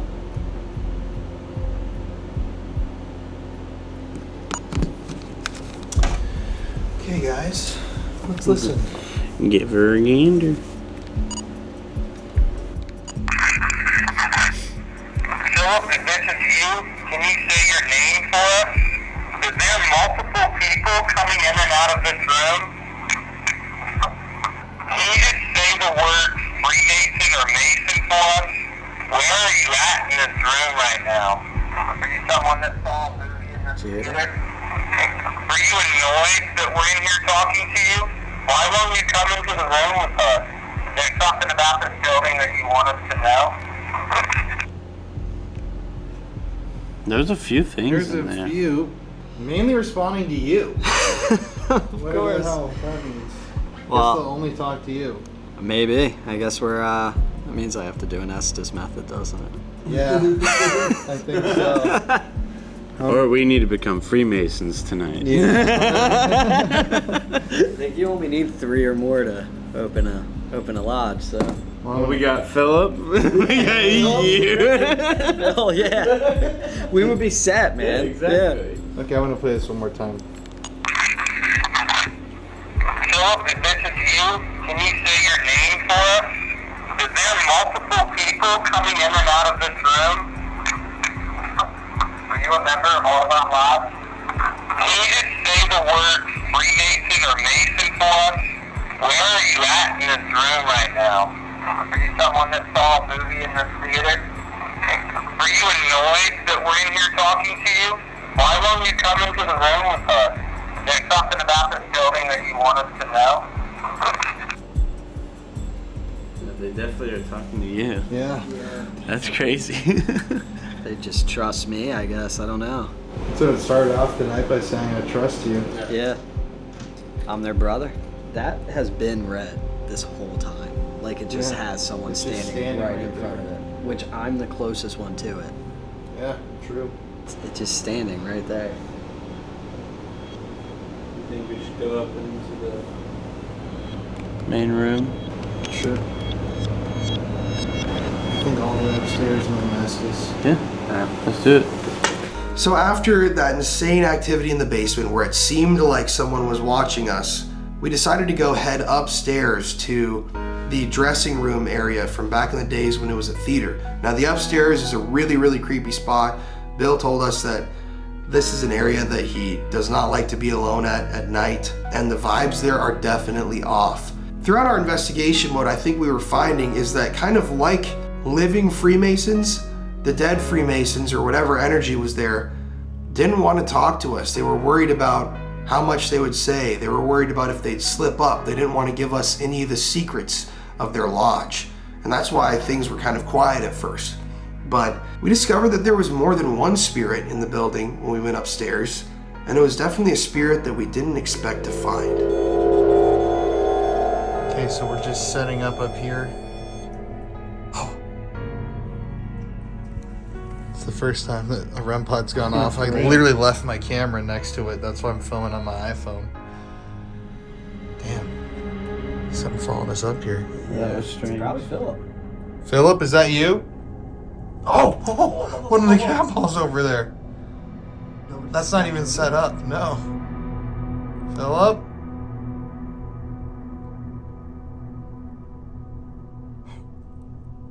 Philip, did you follow us up here? They just like to stand around the edges here, dude. It's like he said, it feels like someone's observing you in here. Oh, let's go get the rest of our stuff. Okay, so we're upstairs right now in the lodge. This is what they call the ladies' lounge. Just a couple fellas up here. Indubitably. Yeah. We've got a REM pod set up here. Or music box and cat balls. REM pods in the bathroom. 2 REM pods in there, so if somebody's up here, we're gonna catch them. So wait. What was that? Come on out, ladies.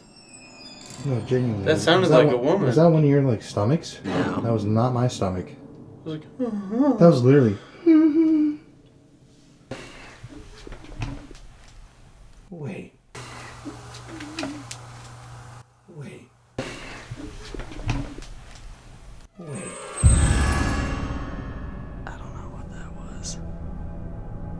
that was creepy. Wait, no, that was actually. You guys aren't. No. No. What the hell? What was it? I came from right here. Is there a woman in here with us?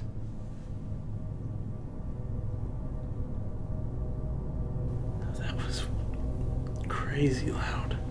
It was like right here. But that makes no sense. Why would there be a woman's spirit up here? I mean, maybe they're mad. Look at the disarray that their ladies' lounge is in. You know what's weird is, remember at the beginning it said a woman here Yeah. on the device. Yeah. A woman here. A woman here. Interesting that they wouldn't. Yeah. They actually wouldn't allow women here. No, In this room. it would be a very rare occasion, yeah. Unless it's from when it was a theater, but it wouldn't happen in the lodge room, no. There's a woman up here. Could you come towards one of these red lights? Also, something to note is that I'm pretty sure we're the first paranormal investigators to for sure. do anything here. So, I mean, you have to look at a lot of this equipment in the same light as you trying to learn a foreign language. Like these entities or spirits, they don't necessarily know how to interact with a lot of the stuff we have. So they're doing the best they can with what they have. So it's like downstairs, it could have just been dumbfounded Yeah. that light was going off. That's why it stood right next to Turn it. Spirit Talk around on your phone. Is there somebody up? Amy. Amy. Girl's name. Girl's name. So there is a woman here. Amy, are you up here with us right now? Did you follow us up here from downstairs? Lucille. What? Oh! Another woman's name. What are the odds? No, honestly? Lucille's like, that's an old old name. Yeah. Yeah. And Well- this was a ladies' lounge, not when it was a lodge, when it was a theater. So it was a theater way Oh. longer. That makes more sense. Yeah. It's also interesting to note that downstairs and in the other parts of this building, we didn't get any women's names. Amy, Lucille, if one of you are here, if you see these red little glowing lamps, if you just walk towards them, it'll show us that you're here with us, because we want to know that we're talking to you. Or if you want us to get out of the ladies' lounge, you can also come up and touch one of these, and we'll think about it. I think they like us up here. Can you make a noise from wherever you're at?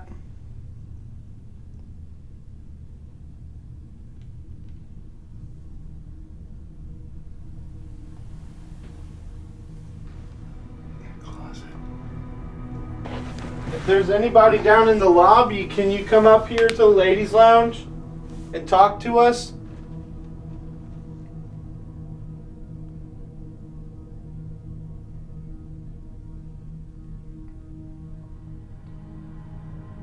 If you don't give us some sort of a sign that you're up here, we're going to have to move back to the main room, the theater room.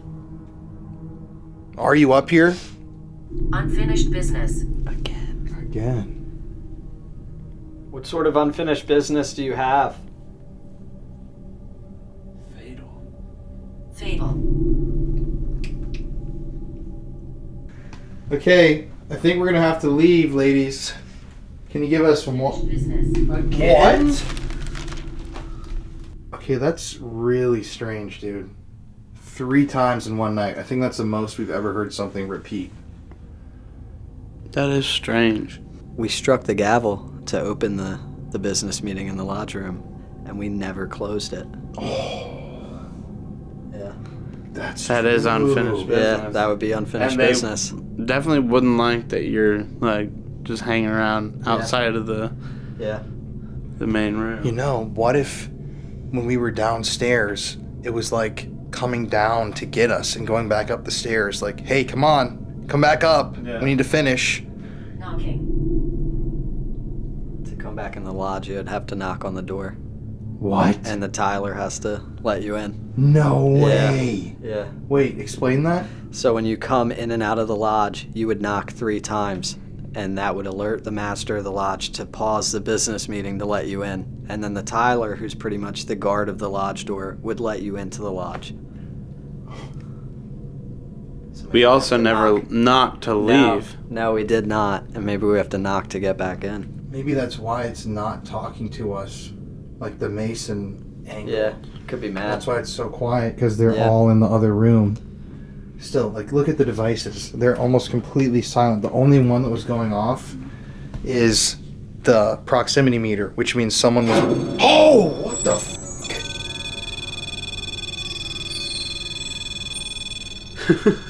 Okay. You know, these are things, too, as a Mason, that I would get in trouble for in Lodge if I had left the Lodge without coming back, or if I had not knocked on the door and just walked right in during a business meeting. It's getting stronger. Okay.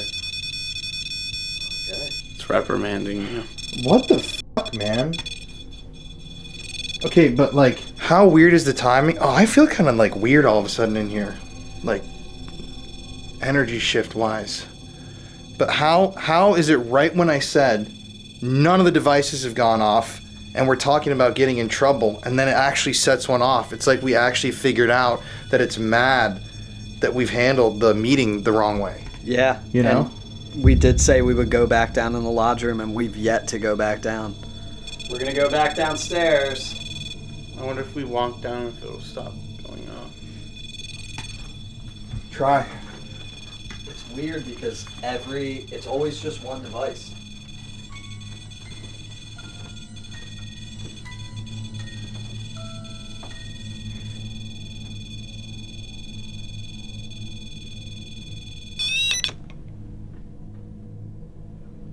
All right, thank you.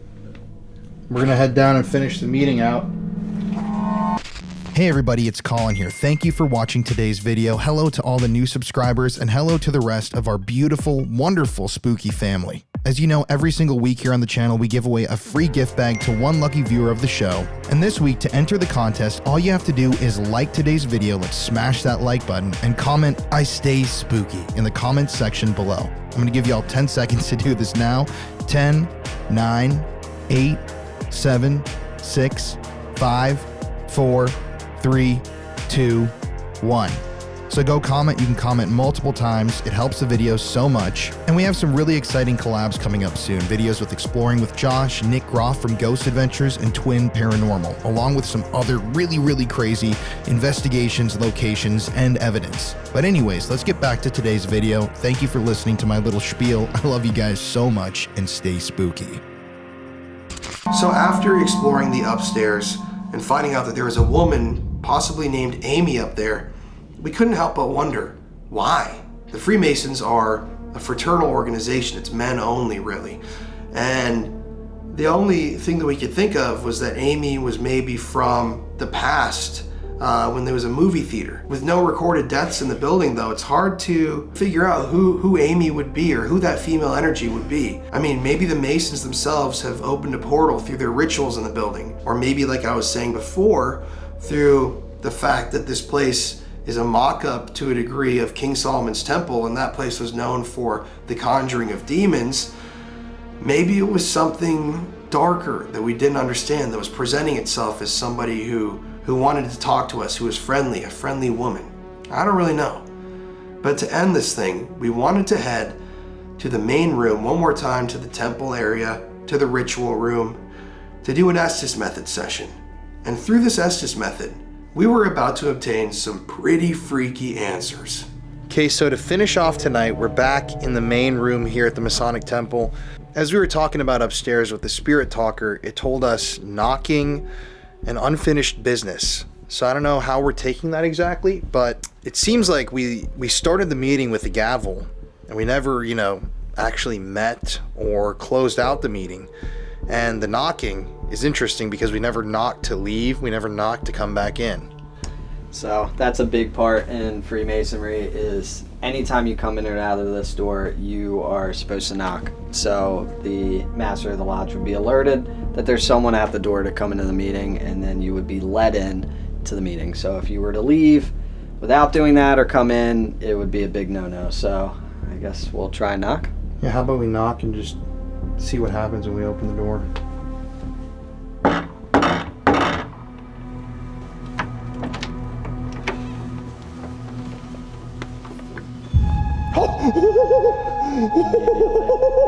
Bro. Oh man. Dude, that's literally exactly what we've been asking for all night, isn't it? Yeah. The entire night it didn't go off. As soon as we come back in, it goes nuts. Are you glad that we're back to finish out this business?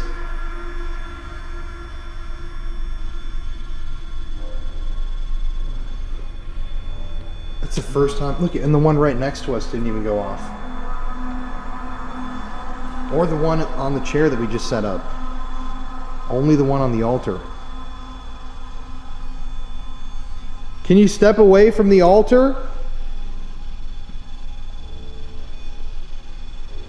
Dude, that was so creepy. Oh, it stopped for half a second. Okay, can you please step away from the altar? How about Keith, you ask him. If you could go ahead and stand up and step away from the altar, that would be great. If you could just make that device stop lighting up.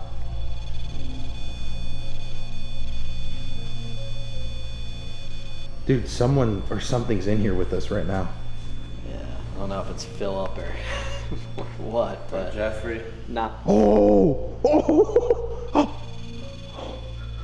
Jeffrey, is that you?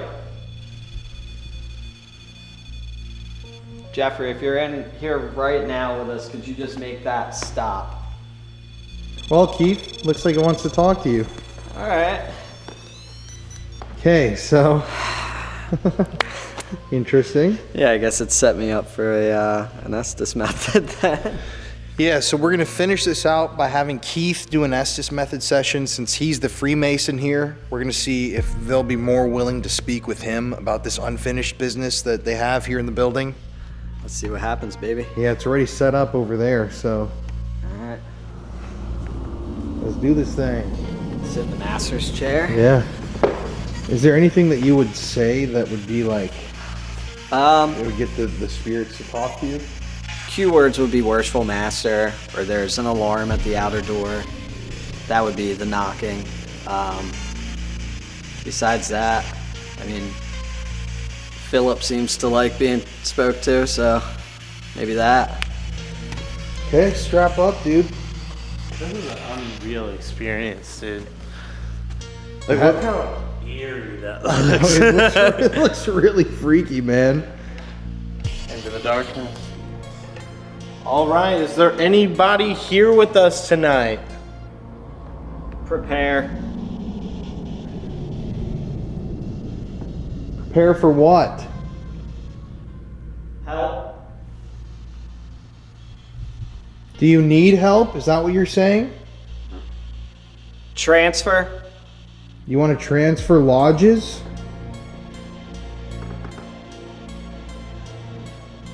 I want to ask, what's this unfinished business you're talking about? Is there something that you want us to do for you or something you want to tell us? Open. Open. Open what? Lodge. Open the lodge? Preparing. We need to prepare to open the lodge.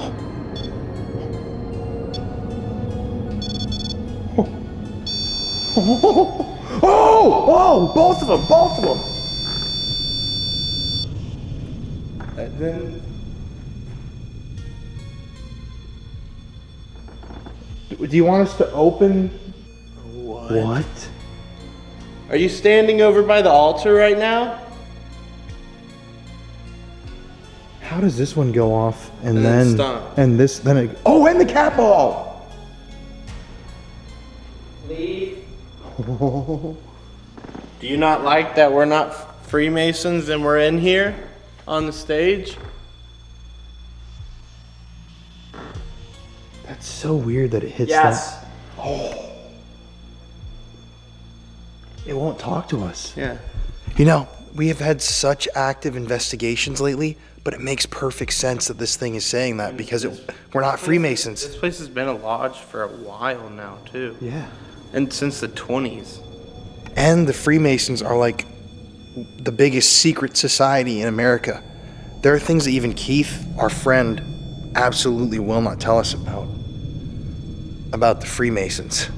Can you tell me at least who we're talking to right now? Get out. It really does not want us here. No, it doesn't. And it's using Keith as a conduit because it can tell him. Yeah. Why do you want us to leave?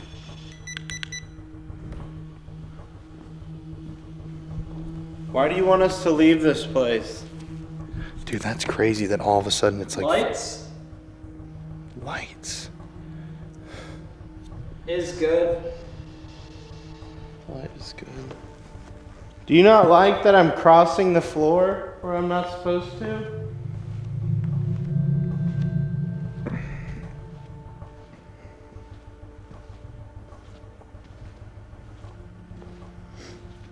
I need you to give me a reason why we need to leave this place. Yeah, why do we need to leave this place? Almost. Oh, the cat ball.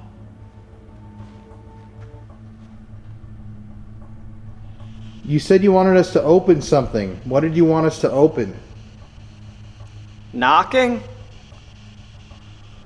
Knocking when we open the lodge. Yeah. Oh, open the door after. Feels like. Can you make a knocking noise somewhere in this room?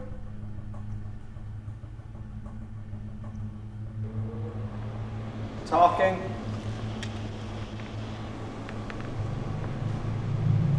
Okay, so what's your unfinished business? Can you tell us what that is? I'm getting like a weird, uneasy feeling. Yeah. Personally, I really don't think like it likes us being here, especially me and Connor, because we're not Freemasons. Like, no wonder they won't talk to us. Yeah. It actually makes sense in line with the paranormal activity.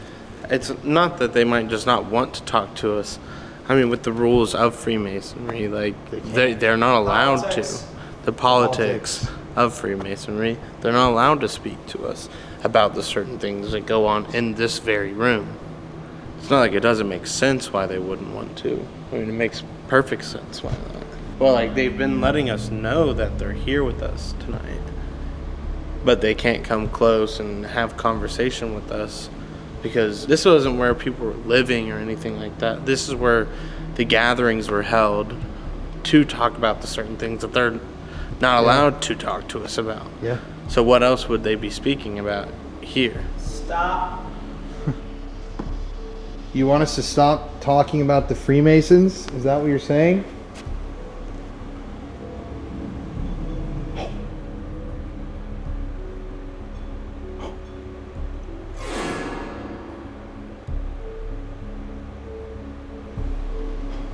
If you want us to stop talking about the Freemasons, can you touch one of these red lights? Please?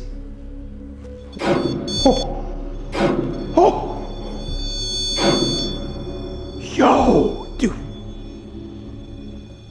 Sunday. Need help. It is Sunday. It's Sunday right now.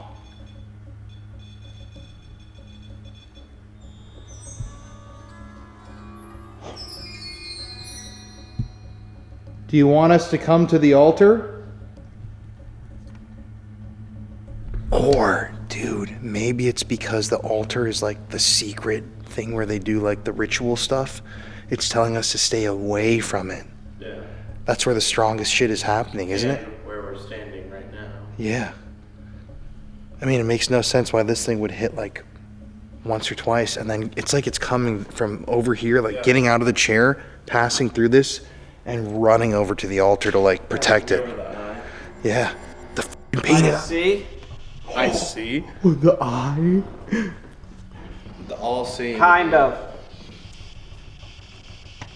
Can you tell us a Freemason term? Joking.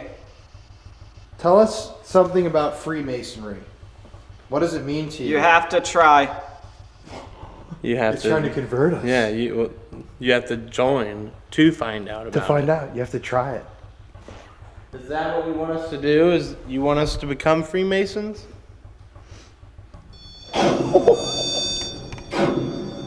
What the fuck, dude? Look. Where should we look?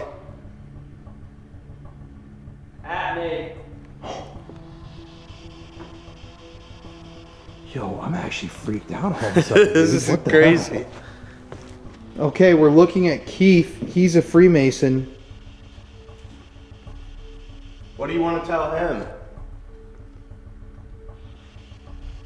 I'm ready What are you ready for? to be. Yo, what if this is the spirit of somebody who wanted to be a Freemason but died before they actually took the rites? They like achieved their degree that they wanted to get to. There had to be at least somebody in this from 1920 who was trying to become a Master Mason and they died in the process. I mean, there's a whole bunch of older. Upstairs.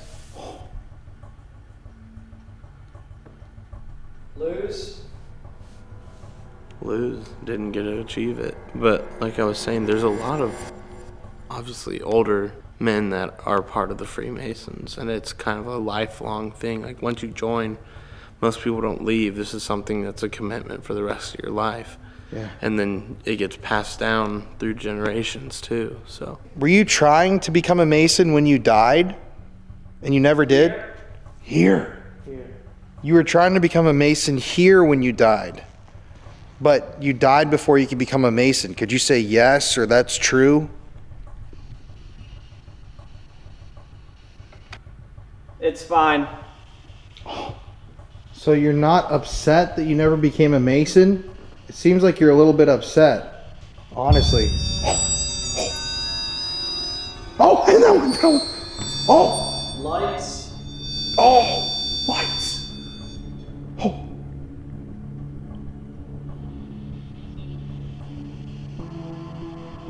What was all that? Yeah. You did that. That's what we were trying to show you all night that you can do. Now I think you understand what you can do, and you've been answering our questions with his voice and what we have here. Is there anything we can do to help you? I know that we can't help you become a Freemason, but we can, try our best to... Lights.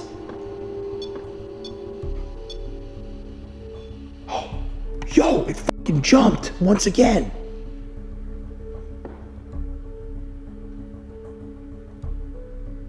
Do you want us to close this Mason meeting?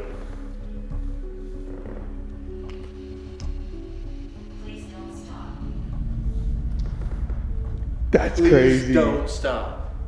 Do you want us to close it? No, please don't. What do you want us to do? Yeah, what's the unfinished business? It'll work. Maybe this spirit thinks we can help it become a Mason. Like it'll work. Like we opened a meeting for nobody. Usually when they have these meetings, it's the secret meeting. Yeah. But maybe this spirit, yeah, they're thinking that we're not Masons either, so maybe it'll work to make them become Masons. I don't know what to think of this. This is just, you guys online gotta help us figure out what the hell to think about all this. Is there anything you have to say to us? Sit down. You're in the fucking place where they don't let you walk, too. James. Your name. Your name. Sit down, James. Yo, I got goosebumps all of a sudden, man. Me too. It's saying my name. You want me to sit down? Yo, that's actually crazy. So Connor's real first name is James. His name is James Connor Shannon, but he goes by Connor, obviously.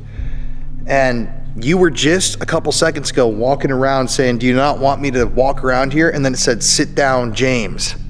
And the lights, right when he said lights. All right, I'm sitting down now. Are you happy now that he's sitting?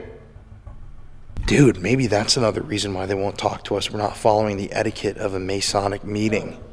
Because everyone's seated in the meetings. Wait.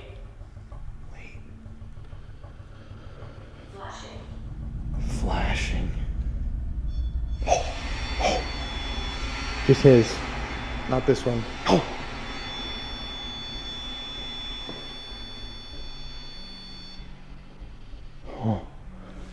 Okay, now that's weird, isn't it? What do you have to say now? It moved from the altar now that we're over here, where it only set up off Keith's up there. Door. Can you shut that door over there? Cat ball. Brother. Do you want us to become brothers? That's weird. That's what they call fellow Masons, bro. I feel like something's touching me. Are you touching Keith right now? Oh, dude. That's weird that he says he feels like it's touching him because it just moved from the altar to Keith. That's where the signal was just coming from on the REM pod. Are you over there by the door? Open. No fucking way! Both doors are open. Oh! Lights.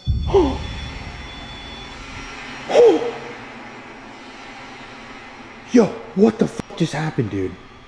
You heard that knocking, right? Are you over there by the door? Open. No fucking way! Both doors are open. Oh! Lights. Are you over there by the door? Open. Open. Knock. Keith says open, and then Again? knock again. Oh, dude, I'm letting you do it. Oh, dude. Dorothy, but also door. This is taking a strange turn. Yo, that's tripped me the fuck out that just happened. Conjure. So you're a human, right? Please. Please what? Please what? You're standing by Keith. Tell him. What do you want from us?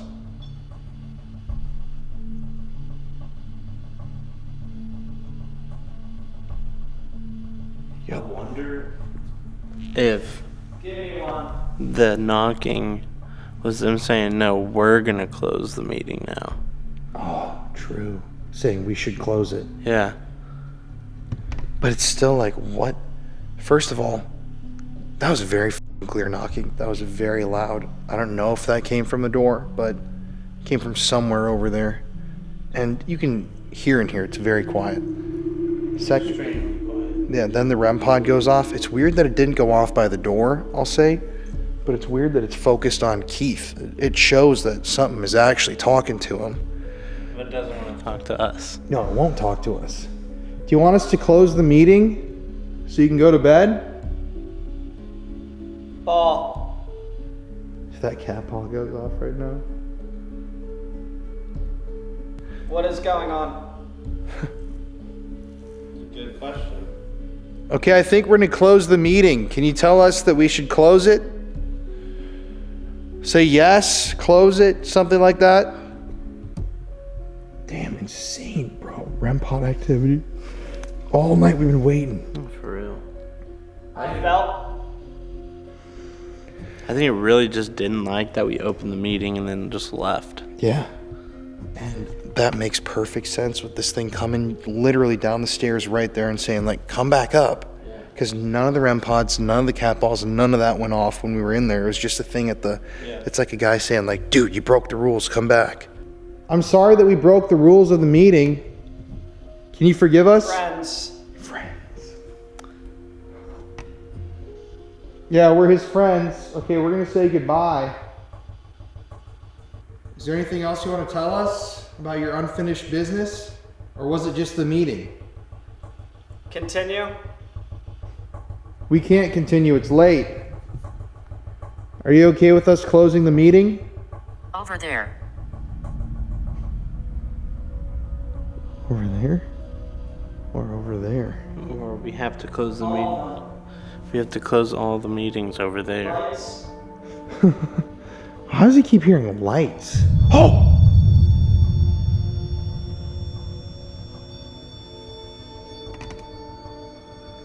Oh, in the cat ball! What the f***, dude? How does that... Alaric.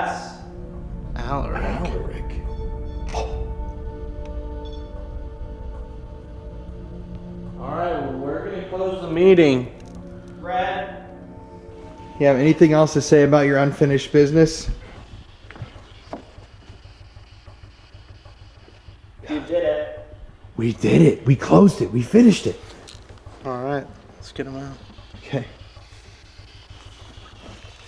Alright. We did it. We're going to close the meeting. Oh my god. Dude, that was crazy. Dude, that was fucking nuts. That was wild. Look it, and that shows that you have to be right there to set this goddamn thing off. We heard knocking from over there. Really? Fuck yeah. REM pods. REM pods were going nuts. The cat balls. Dude, must have said lights like 6 or 7 times. Yeah, it was legitimately And setting you'd them say off. lights, and then the REM pod would go off. And then, dude, it was f***ing freaky. I felt something touch me.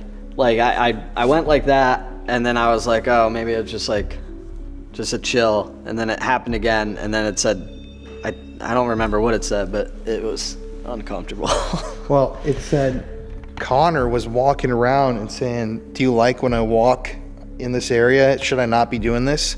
And then you said, sit down. Really? And then the spirit talker said James, and James is Connor's real name. His name's James Connor Shannon. So it said, sit down, James. Yeah, he's a sweet boy. Isn't that crazy?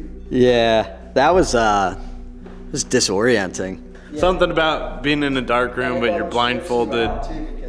You just have to hyper focus on anything it's saying. So like I felt like for the first little bit of it, I couldn't really focus on what it was saying, and then I just started hearing it left and right. And it was dude, it just kept saying lights like over and over again. Well, after a whole night of not getting REM pods, not getting much, it makes sense now. The only reason why I was coming down the stairs was to come get us and bring us back to the meeting. I would say no matter so. what. Yeah, I would say so. Because we come back in for the first time, the REM pods are going off, the cat ball's going off. You're saying extremely relevant stuff with our questions. The spirit talker's saying relevant stuff. Yeah. I think it just wanted someone to sit in the chair, to be honest with you. Because like if you're here for a meeting and nobody's sitting here, you don't have a meeting, you know? So it was something touched my arm. Well, very odd. You got to close the meeting, man. We told him we'd close the meeting. I don't have a gavel, but I'll give him one There we go. That's the best we could do. That'll work. Yeah. Well, thank you to everybody who talked to us tonight. Yeah, it was a pleasure learning about all your Freemasonry. And yeah, please stay here if you're here. Yeah, please don't follow me. I don't need a ghostly Mason following me home. I have enough duties with my own mom. Yeah, I'm good. Yeah, Keith is especially good. Yeah, I'm good on that. I get yelled at enough. So at the end of the day, I really want to thank the Audubon Lodge for allowing us in to come film at their temple. I mean, the place is beautiful, floor to ceiling, it's so ornate, and there's just so much mystery surrounding not only the building, but the organization. And it makes sense as to why some of the talkie devices were so quiet that night, because the Freemasons are a secret society and they're bound to the secrecy. It's not like when you die, you're allowed to talk about your secrets, because the secret to this day is still being kept. So I don't know. I would definitely like to investigate another Masonic temple, because I don't know, the energy in there is hard to describe. It's palpable, it's there, and you know that there's something happening inside of those walls that's compelling, that's interesting and intriguing, something that I'll never really understand or be able to know about. But once again, I have to thank Keith and Bill for coming out and showing us the ways of Masonry. And why don't you let me know below, who do you think we talked to that night? Do you think it was a Mason? Do you think it was just this ambivalent energy that's been summoned there through these rituals? Or do you think it was something darker, like King Solomon's demons? You let me know.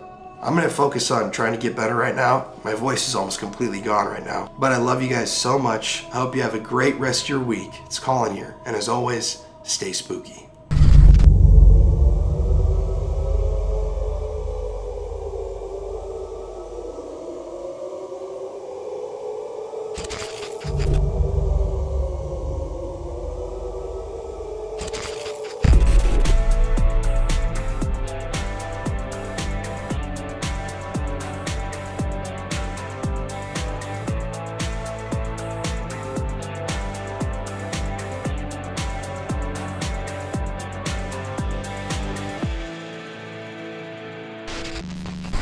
Hello.